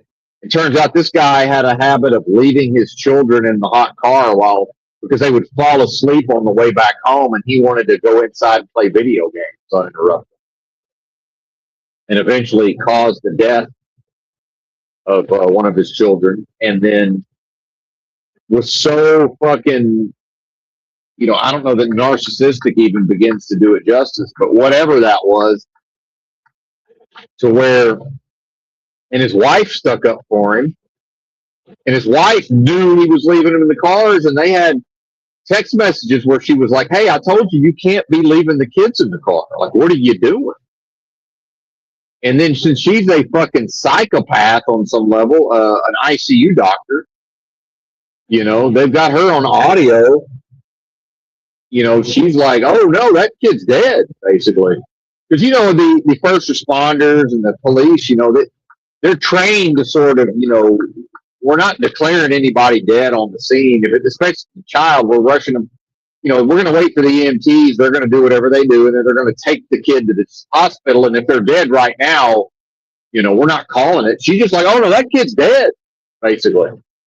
She took one look at the kid and was like, "Oh, this kid's dead." It was her kid, right? But she's an ICU doctor, so she understands what she's looking at. And she's trained to know that's the dead kid. And that, you can go listen to it for yourself somewhere. And that was, she said it in her own way, but that was, that's the way I would say. I was like, no, that kid's gone, man. We don't need to concern ourselves with any notions of bringing that one back. That one's gone forever. Turn the motherfucking page. Right? And he's like, "Oh no," and wailing. And is he sad for the kid? No, he's sad for his own ass. So he's talking to the cops like he's almost indignant, like, "Well, I don't know why I gotta be." He's wanting to go take a shower. He's like, "I don't know why I can't go take a shower if y'all are going to take me downtown," because he doesn't, he hasn't even got himself presentable for the day yet. So he's already gone in and shoplifted at the convenience store, but guy hadn't even bothered to wash his ass yet. But Benton, we're going to have a go at Benton's hygiene. It's like, yeah, I mean, God forbid. Now, I'm not going to be questioned, but if they think they're going to take me down to the station, I'm not going to request a shower first. Like, well, shit, no. I'm just not showering today either way. But this guy's basically still in his pajamas, then already killed one of his own kids. What even is this? Oh, but Benton's got to be bad and fallen and wicked and repugnant because what? Because I don't bathe regularly? Go fuck yourself. You don't ever have to worry about me taking out one of these little ones and harming them while simultaneously acknowledging I wouldn't trust it. If I had children, I wouldn't trust anybody alone. And I mean anybody. It's like, oh yeah, would I trust my mother? Sure. I won't necessarily trust her husband. I don't know when some random person might invite my mother over because they know she's got my kids and my mom is a bit naive and maybe has a dusting of the neurodivergence herself. And the next thing you know, my kid's in some environment that I never would have approved. Absolutely not. Never going to happen. That's the world we all live in. Like it or not. It's probably always been that way.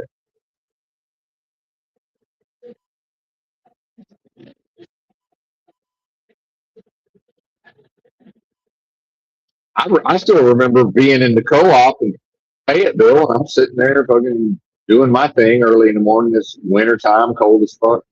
Walk my happy ass up to the co-op. There's some man with his little son, and you know, up there in a college town, and whatever age the little boy is, the little boy's clearly running the show, and you can tell the dad don't know what to do with the kid, and doesn't know how to just be a dad, be the strong leader. And at a certain point, I swear to God, the boy's looking at me like, y'all really just gonna let me run the motherfucking show? And I'm just kind of shrugged, like, I mean, I can't get involved in that. But meanwhile, if I've been in McDonald's and here comes somebody's kid, roughhousing and causing a ruckus, and I look at the kid and say, hey man, you can't be doing that over here. You got to take that somewhere else, buddy. I don't know what your parents are doing, but you got to knock that off over here. But I'm not telling him how to behave. It's like, yo, you got to go somewhere else with that partner. And they just kind of look at me all wide eyed, and then they leave and don't come back. And so whatever that is, the children know it's in there. So next thing you know, I got one just looking at me like, are you really y'all gonna let this fly? You gonna let this bozo not run the show? I guess so. You're on your own, partner. I have nothing I can do. Because, yeah, I probably could take control of this situation. It ain't appropriate. Meanwhile, I got to go home and bang your mom now while this guy sits in the corner? Like, I'm not into that, man. I ain't into that. There's people who probably look for opportunities to do that. That's how sick and repugnant society is. I don't want no parts of it. Good God. It's sick. And, I would say the fact that I was socialized within a world that no longer exists, that's bad to do that to a child. Part of the neurodivergence is that I learned patterns as a child to where if society had more or less remained the same, I would have been able to go off into a career and eventually got my shit together and overcame enough of my own afflictions, to have something of a life and a fucking stable home and all of this and financially stable. I was deprived all of that because of the instabilities in society, where society changed to where I wasn't able to. I would have needed everything to more or less stay the same as it was when I grew. It would have had to be a version of Mayberry all the way through. Because I got used to that particular version of Mayberry. And once, as it wore off bit by bit, I got more and more lost because what I was socialized to perform became less and less relevant. Right? Nobody really gives a fuck that I can show up and be trusted. And yeah, maybe he's not a skilled craftsman with his hands, and maybe he pushes back when we try to coach him up verbally, but he shows up, busts his ass. He's trustworthy. He won't ever steal from us. Maybe he could be banging our daughters. He doesn't, right? A couple of our daughters are going to show up at his doorstep the day they turn 18. Oh, yeah, that's happened to me twice when they know my woman ain't around. Oh, yeah. And he sent them packing. That's called trustworthy. Because I know if I let them in the door, I'm banging. That's what's going to happen. I know me. I know if I let this piece of ass just turn legal piece of ass in my house and my woman ain't around, I'm banging her. What's going to happen? So it's like, hey, state your business, Toots. Yeah, exactly. That's what I thought. Oh, you left some shoes over here. All right, wait here. What? Oh, could you describe the shoes? Okay, where may I reasonably find them? Okay, be right back. Close the door. Go get the shoes. Open the door. Here you go. Bye. We'll see you next time. Oh, and yeah, I'll be happy to see you the next time you're in my home when my woman's, and I don't say this part, but it's like, yeah, I'm looking forward to seeing you again. Right. When you will be a guest in my home, but you are not a guest in my home when my woman ain't here. Off you go. Right. We'll see you later. Twice. Happened to me 2 different times. Hot pieces of 18-year-old ass. 8.5 and a 9. Well, actually about a 9, a 9.5, actually. Just, I'm just like, what is this? This is fucking crazy. This is my life.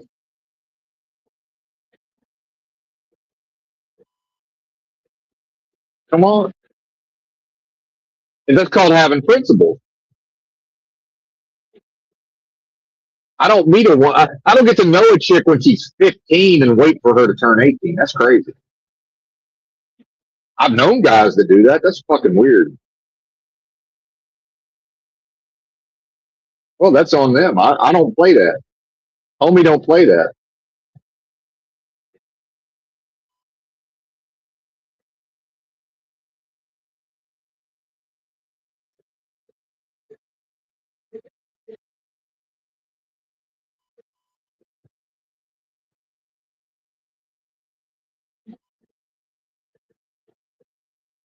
Hit the bricks, bitch.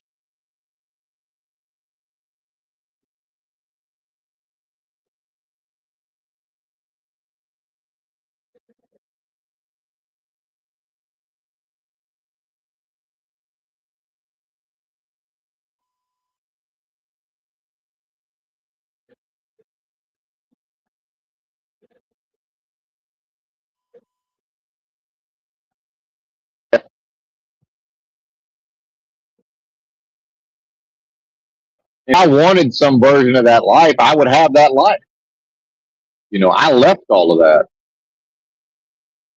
because that ain't enough, man. Now it's enough to get a fella to show up and do a job. It's enough to get a fella to, build up the country, right? And as soon as the 0809 comes around, the fucking economy collapses. The American taxpayer bails out the world's financial system, not just America's, the world's financial system, at least the Western world.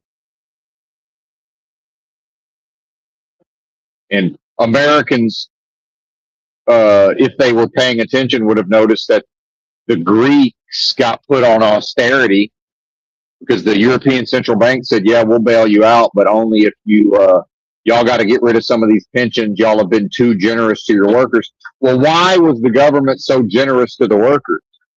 It wasn't because the government just decided to be, it's because the workers understood how to organize and understood how to strike and understood how to force the government to give them pensions and to give them a social safety net and to take care of them in exchange for them operating society. What you have in America is a bunch of people who are happy to be slaves and take the worst of it and won't force the government's hand, right? Who refuse. And so to view those people having austerity, because the government's like, oh, okay, you're going to make us do things. And then, the people who would otherwise, the so-called elites who would otherwise have power over the government, they just say, okay, well, we'll bide our time. We'll wait, we'll get you. And then year after year, decade after decade of increasingly sophisticated and incomprehensibly complex financial instruments and hocus pocus. Next thing you know, however many quadrillion the derivatives market supposedly got up to, none of which has ever been resolved, by the way. All this crazy so-called derivatives. Even Alan Greenspan said at a certain point that he couldn't even really explain what a derivative is to you. What chance would the common person have? And all these sophisticated financial instruments. And so the elites, they put their experts to work on it and they wait a few generations because remember, it's bloodlines, right? It's bloodlines serving Moloch's machine of post-industrial society. They're born into it, right? But then they've simultaneously convinced everybody that they hard work. Nobody in the history of humanity has ever hard worked themselves into wealth. It can't happen. Not one time, folks. It's never happened. And so Americans continue to believe in hard work. Yeah, I believe in hard work because it's good for me to be a hard worker for my own purposes on behalf of me. That's it. And because I need to view myself some type of way. So sometimes when I'm talking to the owner of the trucking company and I'm expressing my desire to do a good job, I think it's a little confusing because it's hard for somebody to believe, but it's like, no, I really believe this, but it's only for me. It ain't for y'all. I'm not doing this because of you guys. I'm doing this for me. This is what I do for me. Got nothing to do with y'all. My desire to meet certain standards, that's my duty to myself and whoever I'm agreeing to allow to employ me. See, because that's what's correct to do. And for no other reason. I don't need another reason.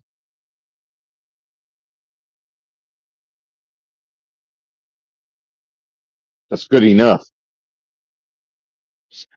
See, again, principles.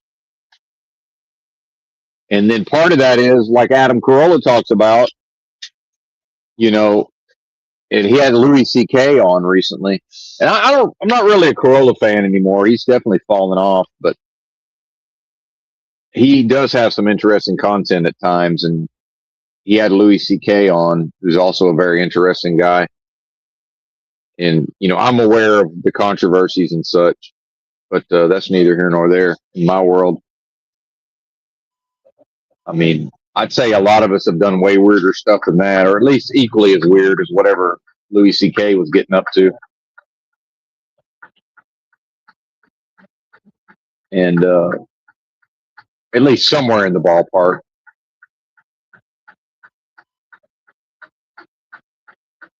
Maybe not sexually, but either way, maybe not. I don't know. Well, I'll defer to Dick Gregory, who said the filthiest people on the planet are athletes and entertainers. So, yeah, maybe none of us have done anything quite like that. So, let me back off of that a little bit. But either way,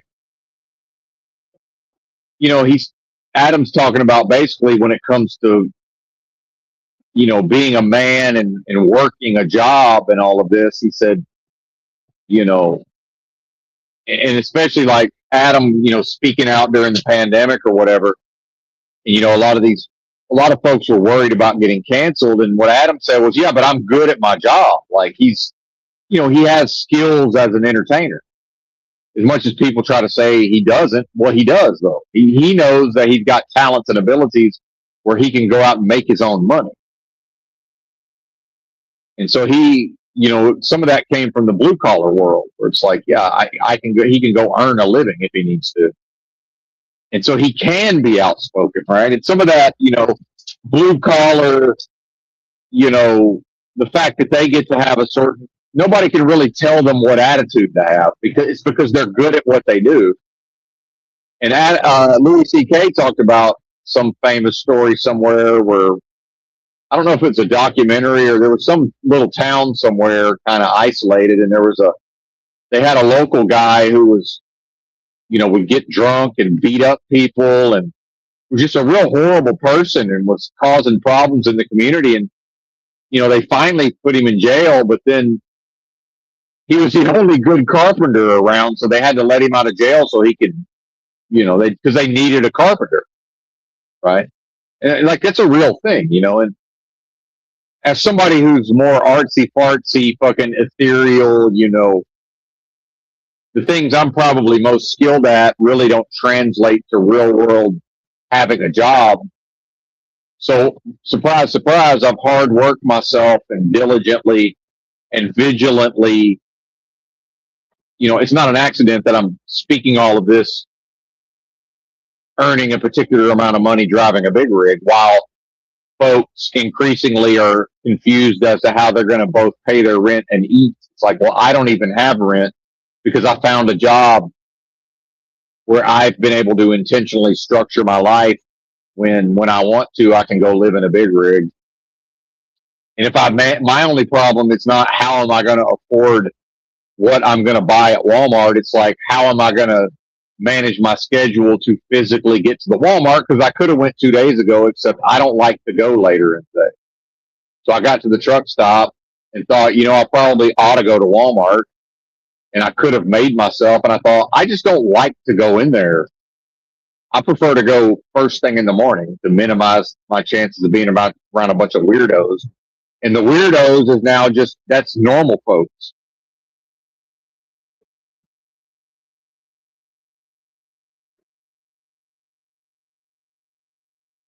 And, every once in a while I go somewhere like Roanoke, Virginia, and like people seem halfway normal, right? It's like, yeah, it doesn't make me want to move there, but it's like, yeah, I would be more likely to interact with people. Now, whether or not they would want me around is another matter. But again, if I'm useful, if I'm willing to show up there and do a job they need done and not fucking commit crimes and not be a burden to society and not cause them problems, well, that's probably who they want around, right?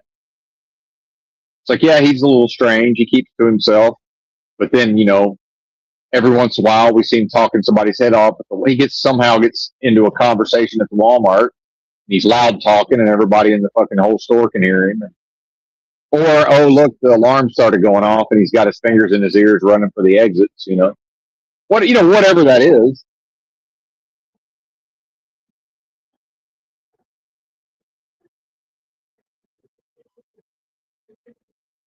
But then it's like, why is my wife all smiles every time he's around? I don't know, man. That's not my doing. I don't have any control over that.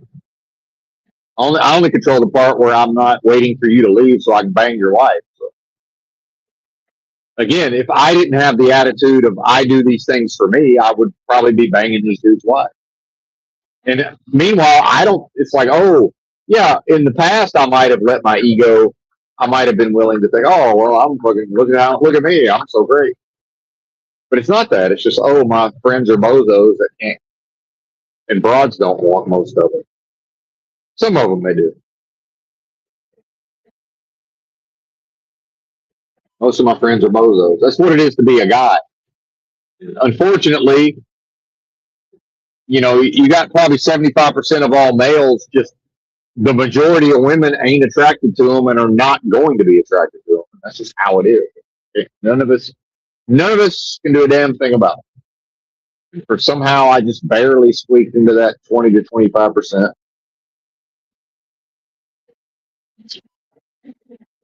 And I've said it before, I'll say it again. Most women have the good sense to want absolutely nothing to do with Benton.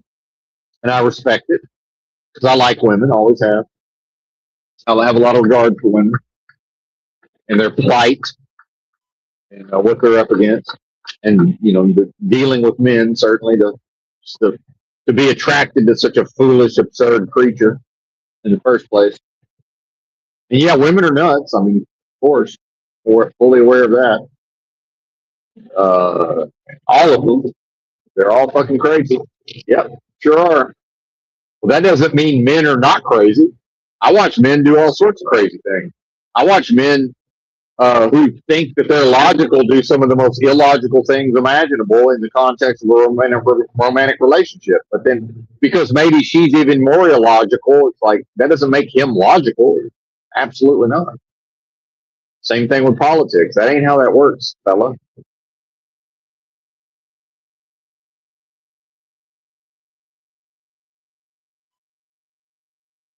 And I never finished up on Akash. I got into talking about my Indian buddy, and then I started talking about how they choose a mate. So I got far afield. But see, I could never have a wife that behaved like Akash's wife did, which was she started doing social media and said a bunch of things that she revealed how she actually views him and thinks about him and feels about him, which is, it's completely acceptable in today's, because feminism pervades all of society. Not only is it acceptable, that's kind of the common view of males, unfortunately, or maybe it's not even unfortunate. But here's the thing is, when I talk about, well, somehow I just barely squeaked into that 20, 25%, the fact is, day one, if I was married to Akash's wife, day one of her talking that way, I'm not coming home to her. The day's going to end, and she's going to be like, "Hey, when are you coming home?" And I'm going to be like, "I'm not coming home." She's going to be like, "Huh? What do you mean? What do you mean? What do I mean? What do you think I mean?" And she's going to be like, "Well, I'm confused." Yeah, that makes two of us. Meanwhile, I'll be at the hotel, whatever, and here's how you can contact me if you can't reach me by cell phone. And when are you? What? Well, what's going on? I'm not coming home. What are you talking about? And she will be forced to, because she knows why I didn't come home, and I'm going to make her say it. I'm not going to say it. I'm just going to say, "What do you mean?" We're going to say, "Why do you think I didn't come home?" I'm going to make her say it because she knows what she did. Okay.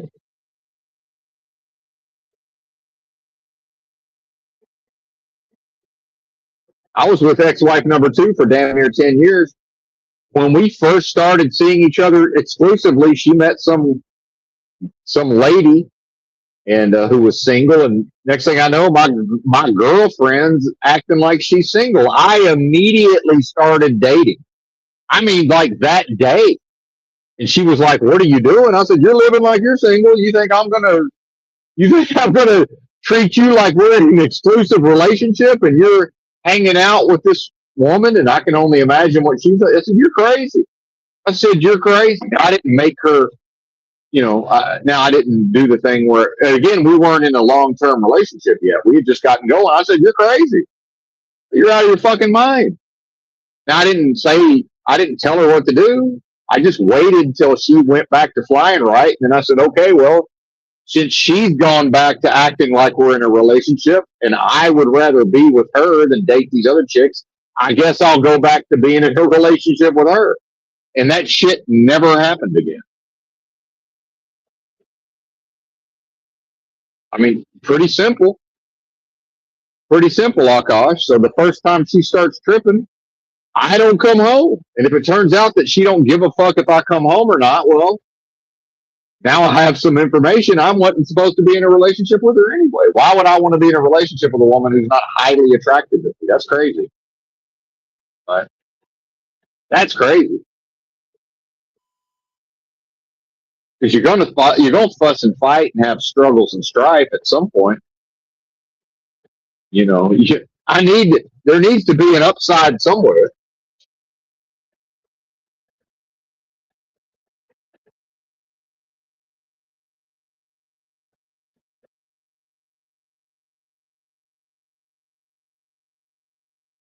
And it's like, yeah, I can teach. So the whole point is, some guys have turned their whole personality and their whole lifestyle and their vocation into teaching all of this. It's like, well, I chose to learn some of it only because I recognized that while I was always able to have a girlfriend or a wife, things didn't quite work out the way I would have wanted them to work out, and that had to be my fault on some level. So then I figured out what I was doing wrong and fixed it, and in doing so, learned a lot of things about psychology and male female dynamics that are teachable, and I have taught to some extent in the past. But yeah, I knew not to make my life about that. It's sad. It's sick. It's gross. It's ugly. Any guy could make himself into a fella that's at least attractive to some of the women. And I would say in some way that's kind of the job of society, right? Is to at least, my bozo friends in college, they couldn't necessarily just bebop around doing whatever they wanted and always have a woman interested in them like I could. And part of that was I never was particularly picky when it came to looks, but I mean, none of us really are, if we're honest with ourselves, fellas. But you want to talk about gay? That's gay, right? I grew up with a gay best friend, but we had gay bashing. So as long as he pretended to like girls, but I always knew the fact that he couldn't shut the fuck up about Michelle Pfeiffer. I always knew that was sus. Like, Michelle Pfeiffer, like, of all the broads I might want to bang, yeah, she's pretty, but she ain't on the list. Like, what are you talking about? Give me some Kim Basinger, and I don't even like blonde. Maybe Phoebe Cates, right? Demi Moore, even. Michelle Pfeiffer. What are we doing here? Yeah, she's very beautiful in the face. Sure. I like my women a little on the trashy side. I need something in there. Good God. You never entirely. You take one look at Kim Basinger or Elizabeth Shue or what's that other one? Charlize Theron, and you're just never entirely sure what she might do at any given time. It's like, yeah, give me a little bit of that. Angelina, same thing. Yeah, I need a little bit of something. So, we want some of that chaos, don't we, fellas? I mean, if we're honest with ourselves, we might not want total chaos, but a little bit of chaos. It's like when you ask a woman, if you could get a woman to truthfully say what she's looking for in a man. And Sam Hyde, he did some kind of video on feminism recently, and he wasn't able to leave it on YouTube, of course, but I saw it before it got taken down. But even then, I didn't watch the whole thing. But at a certain point, they're asking a woman what she's looking for in a man, and she says masculine, but then she also says, and of course, a little feminine. So, a little pain with your pleasure, right? Or vice versa. Well, same thing for the fellas. Yeah, not a certain type of broad, but yeah, a little bit of chaos, sure, whether we know it or not. A little chaotic.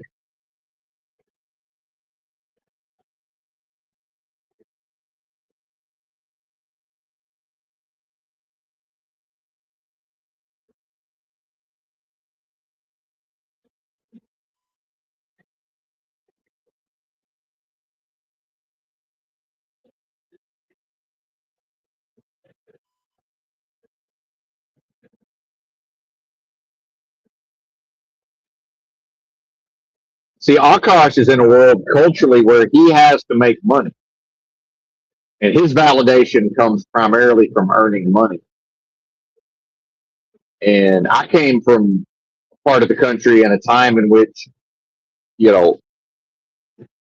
most of my female counterparts, it was for them, it was, does he have a job or is he employable? That's really good enough.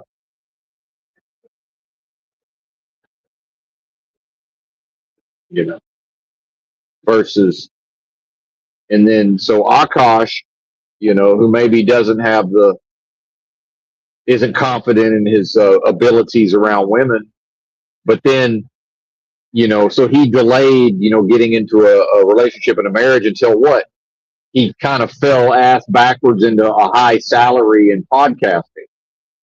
Meanwhile, as far as I can tell, has never bothered to develop what Adam Carolla is talking about, which is an ability to earn money, right?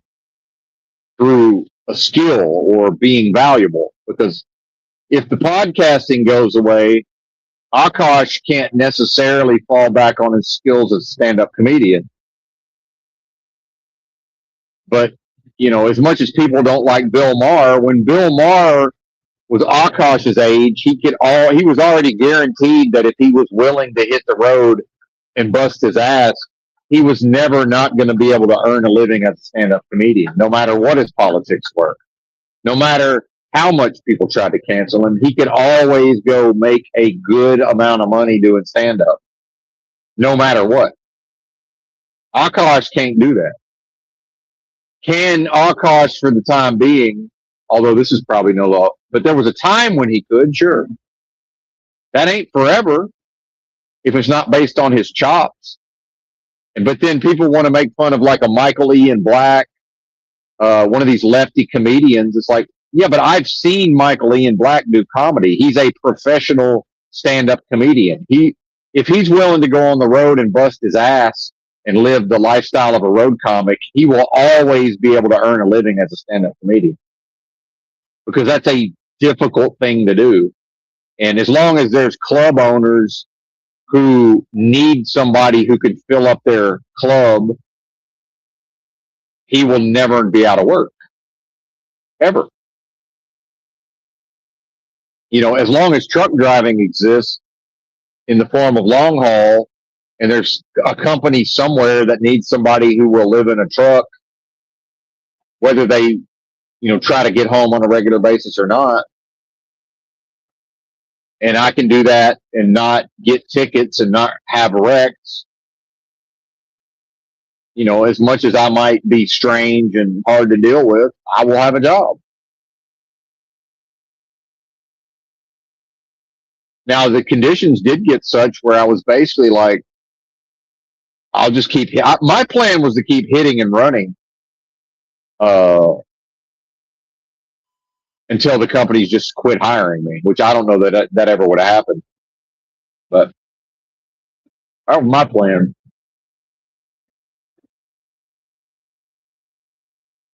Now, I would say, at least temporarily, things have changed to where the working conditions aren't quite as horrible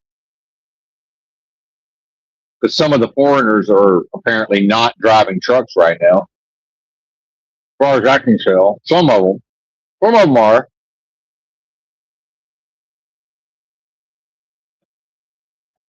Meanwhile, overall demand is way down. That's not really being talked about. And so it's all a distraction crowd. Some of this cleanup of the trucking industry, it probably has to happen at some point to keep society functioning somewhat functional. Where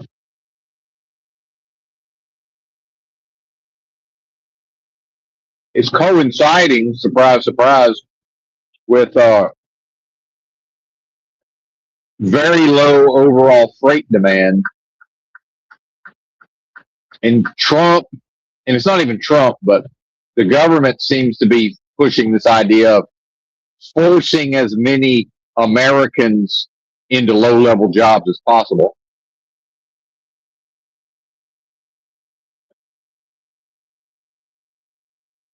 And a big part of that is with the mentally ill homeless people all over the streets in a lot of places.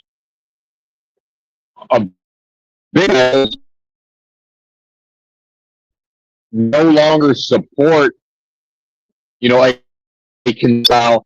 You have a sizable portion of the populace who will just go on the streets and start abusing drugs and their mental health, which isn't that great in the best of times. And then so society creates those type of people because why would they keep slaving away for corporations in low level jobs just to still have to sleep in a car or live in a tent? Like, it doesn't make sense for a lot of people. Why would they do that? Well, they won't.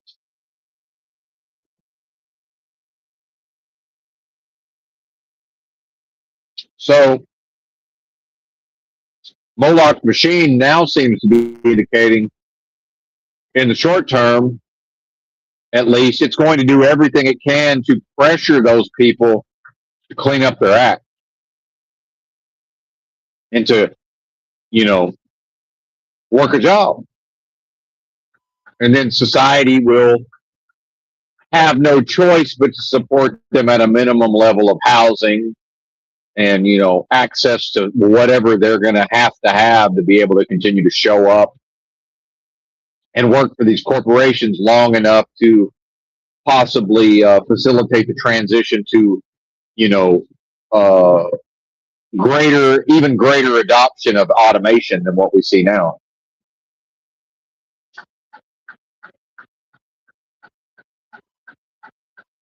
If that makes sense. And I think it does.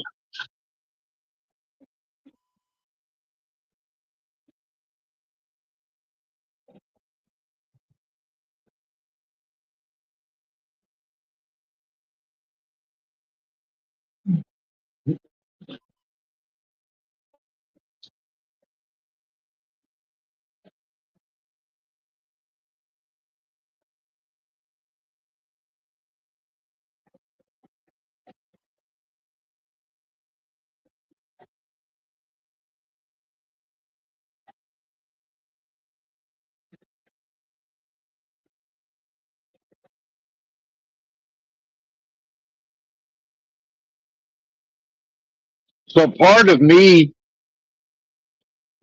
even having the job I have now is that in order to make a profit, the really smart guy that owns this company and operates it, operations manager and owner, uh, he's good. He's making money most likely, not as much as he would be, but realistically, it's just he would be able to grow. If he's got 25 trucks, he would have 100 in a different environment by now. But either way,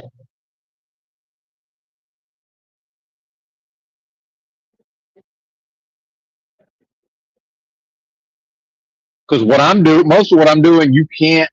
It's just not possible to send somebody new to the country who doesn't speak the language. They can't do a lot of what I do at these customers. It's just not. They just can't. It's not possible. There's no.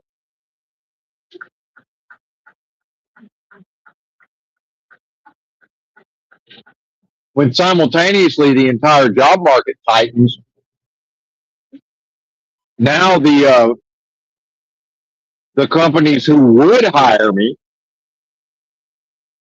there's too many people with a more stable work history who are willing to go work for those companies on a W-2, and not many people like me want to go work for a Chicago company on a 1099 who also have spotless records. See, he's forced to attract a certain type of driver in order to have a certain insurance cost to run his business. And so now it's like, okay, this guy's weird. He sleeps in the car. He didn't work for a whole year, but somehow every time he drives a big rig on wood, he never has a ticket. He never has a wreck. He never just, abandons the truck. He never decides to pull into the casino and go gambling when he's supposed to be picking up a load. And then just, the truck broke down. I don't know what happened. The truck just happened to break down. Oh, in the casino parking lot? Yeah, it's the damnedest thing. There's truck drivers that do that. It's the damnedest thing. I pulled in and I was just going to eat the buffet, and next thing I knew, the truck was broke down. So, while I'm waiting for the road service, I guess I might as well go in here and gamble. I mean, there's drivers that really do that type of shit. Wouldn't even occur to me, number one. Number two, it's like, why would I do that? It's crazy.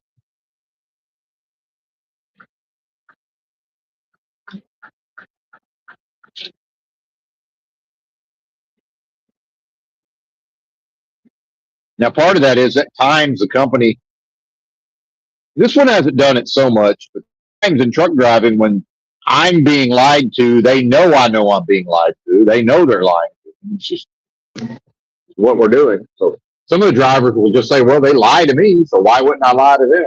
All right, well, fair enough, I guess. Whatever.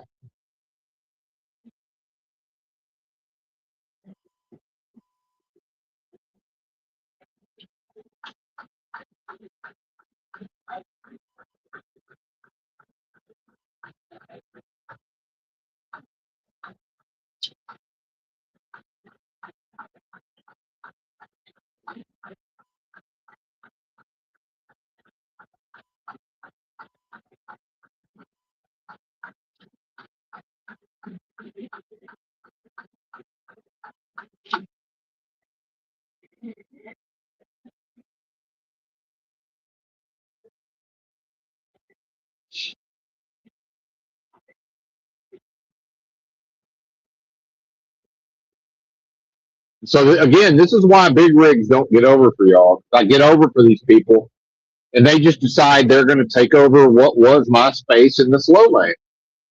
They won't go fast enough to get in front of me, and they won't go slow enough for me to get behind them. They've just taken over what was my space that I had the right of way in. So if anybody ever wonders, wow, these big rigs are assholes, why won't they get? That's why they won't get over for you, because you then just take over their space. It's like, hey, let me back into the lane, please. Nope, not going to do it. Still not doing it. So I'm like, fuck it, I'll just go get in the fast lane, man. At least till somebody comes along and needs the fast lane. Cop pulls me over, I'll just say, yeah, that's what happened. I know I'm not supposed to be in the fast lane. Why don't you tell that person who merged on the interstate they're not supposed to force me out of my lane and then not let me back into it? Why don't you tell them that? Because, I'm happy to stay out of the fast lane, but I'm going to need you to keep them out of the slow lane. Or at least let me back into my lane, the slow lane.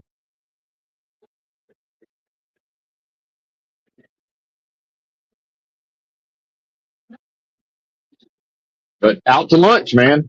Your average American is just completely out to lunch. There's nobody's home. They're gone, buddy. They are gone. They are not coming back. They're in the sunken place. Y'all ever saw that movie, Get Out?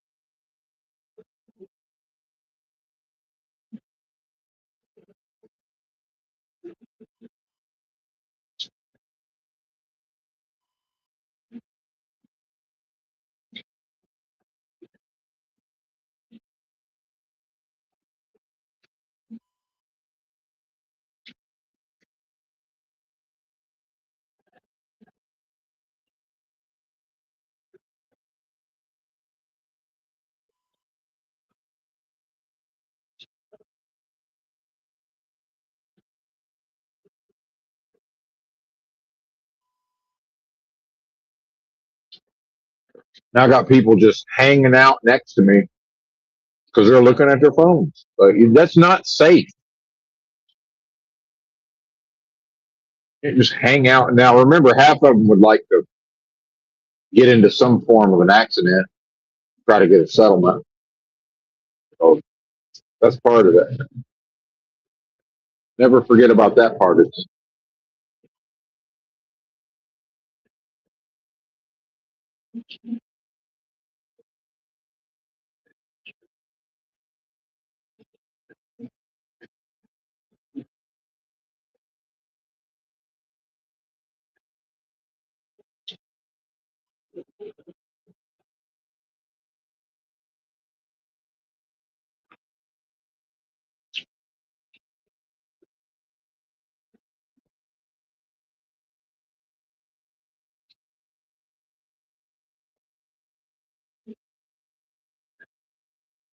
But back to the hiring practices. So if this guy's got to try to find people like me with spotless records, now there's going to be a lot of things that if he's smart, he'll choose to tolerate or take a chance.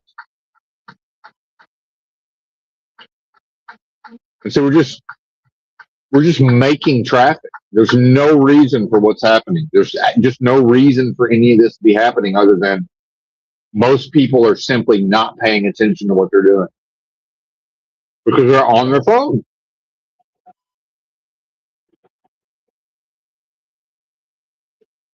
Effectively, everybody out here is looking at their phone.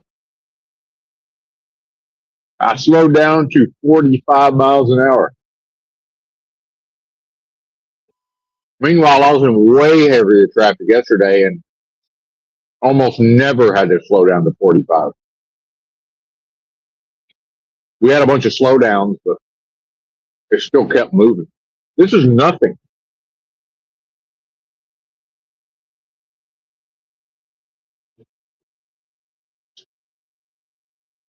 It's sad, man, to see what America is, not what it's become, what it is.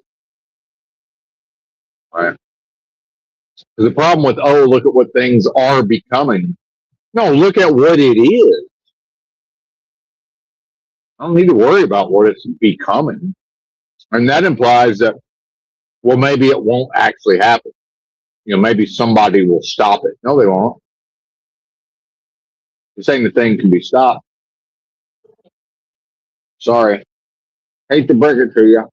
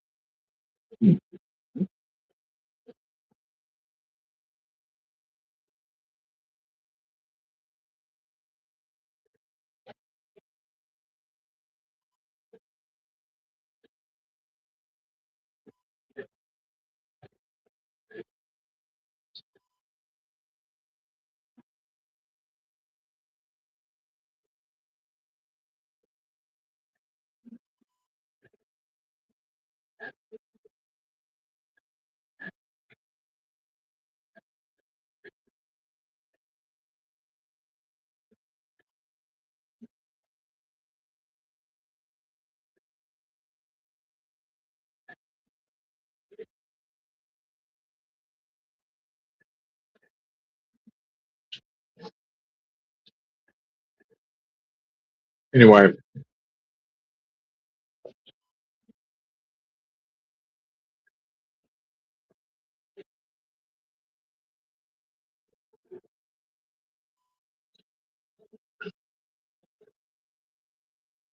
my favorite part talking about the truck driving is,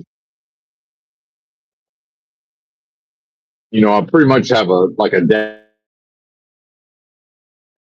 Since I was 7 days the majority of the time. I guess it ends up being mostly a weekly salary. And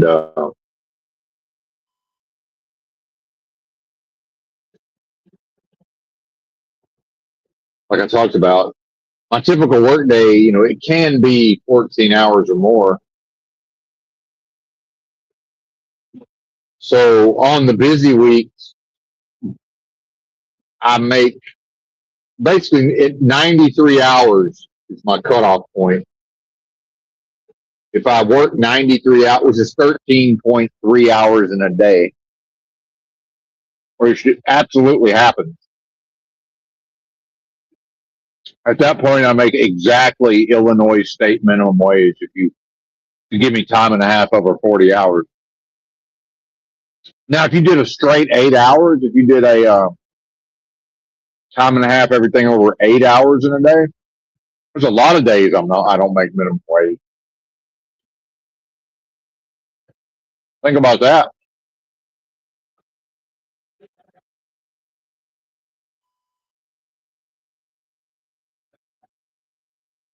Now you can say, oh well, from that time you're not driving the truck or you're waiting to get low. It's like, yeah, sure, but I'm not on my time. I'm not free to go do shit. It's not.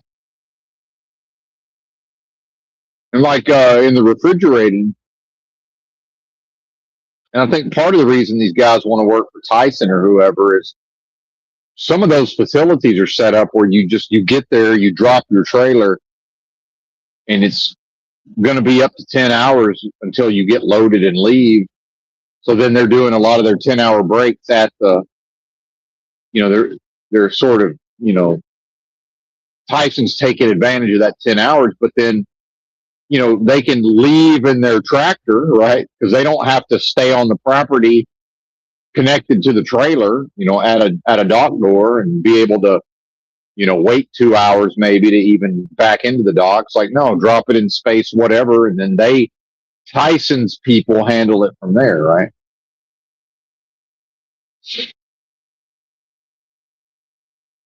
And it takes about the same amount of time every time, so they sort of, so then it's like, yeah, you can sort of do your own thing to some extent. Now, if they're drinkers or whatever, it's not like they're going to be able to go drink booze. But, within reason, they can go have, at least take care of their personal business,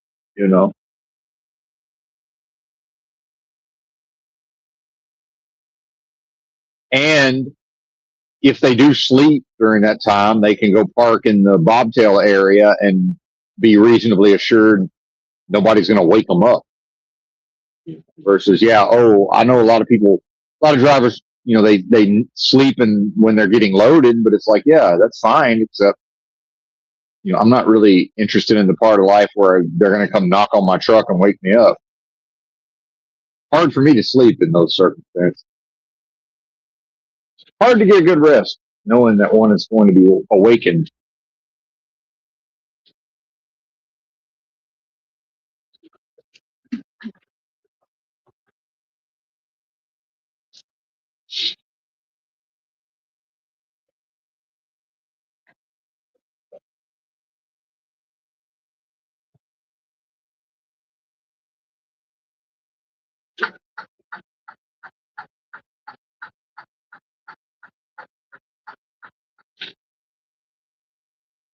Mm.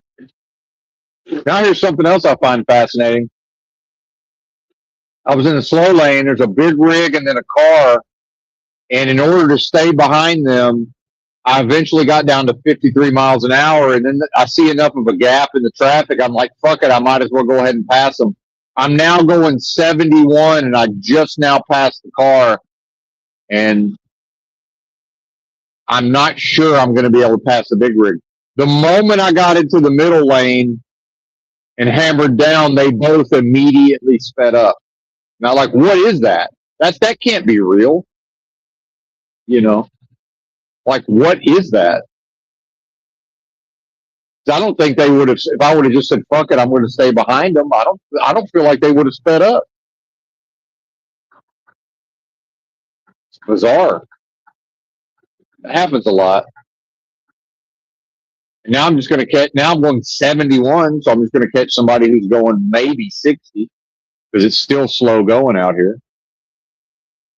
So now it's like, am I supposed to go back to passing everybody? This ain't going to work. Because then a bunch of people are going to come merging and we're going to have to slow down to 45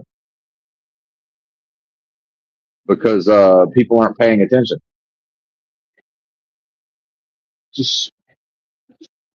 It's just fucking weird, man. It's very, very weird. Very strange. Your average person has become quite, maybe they always were strange. They're just, maybe they were better at hiding it, or maybe we were better at not noticing. But society of weirdos at this point.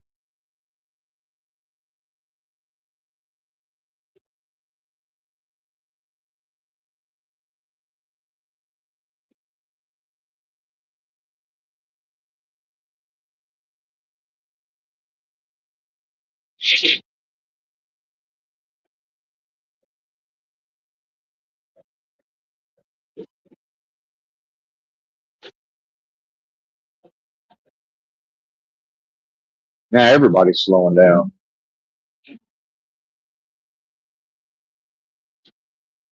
Anyway, I'm gonna get out of here.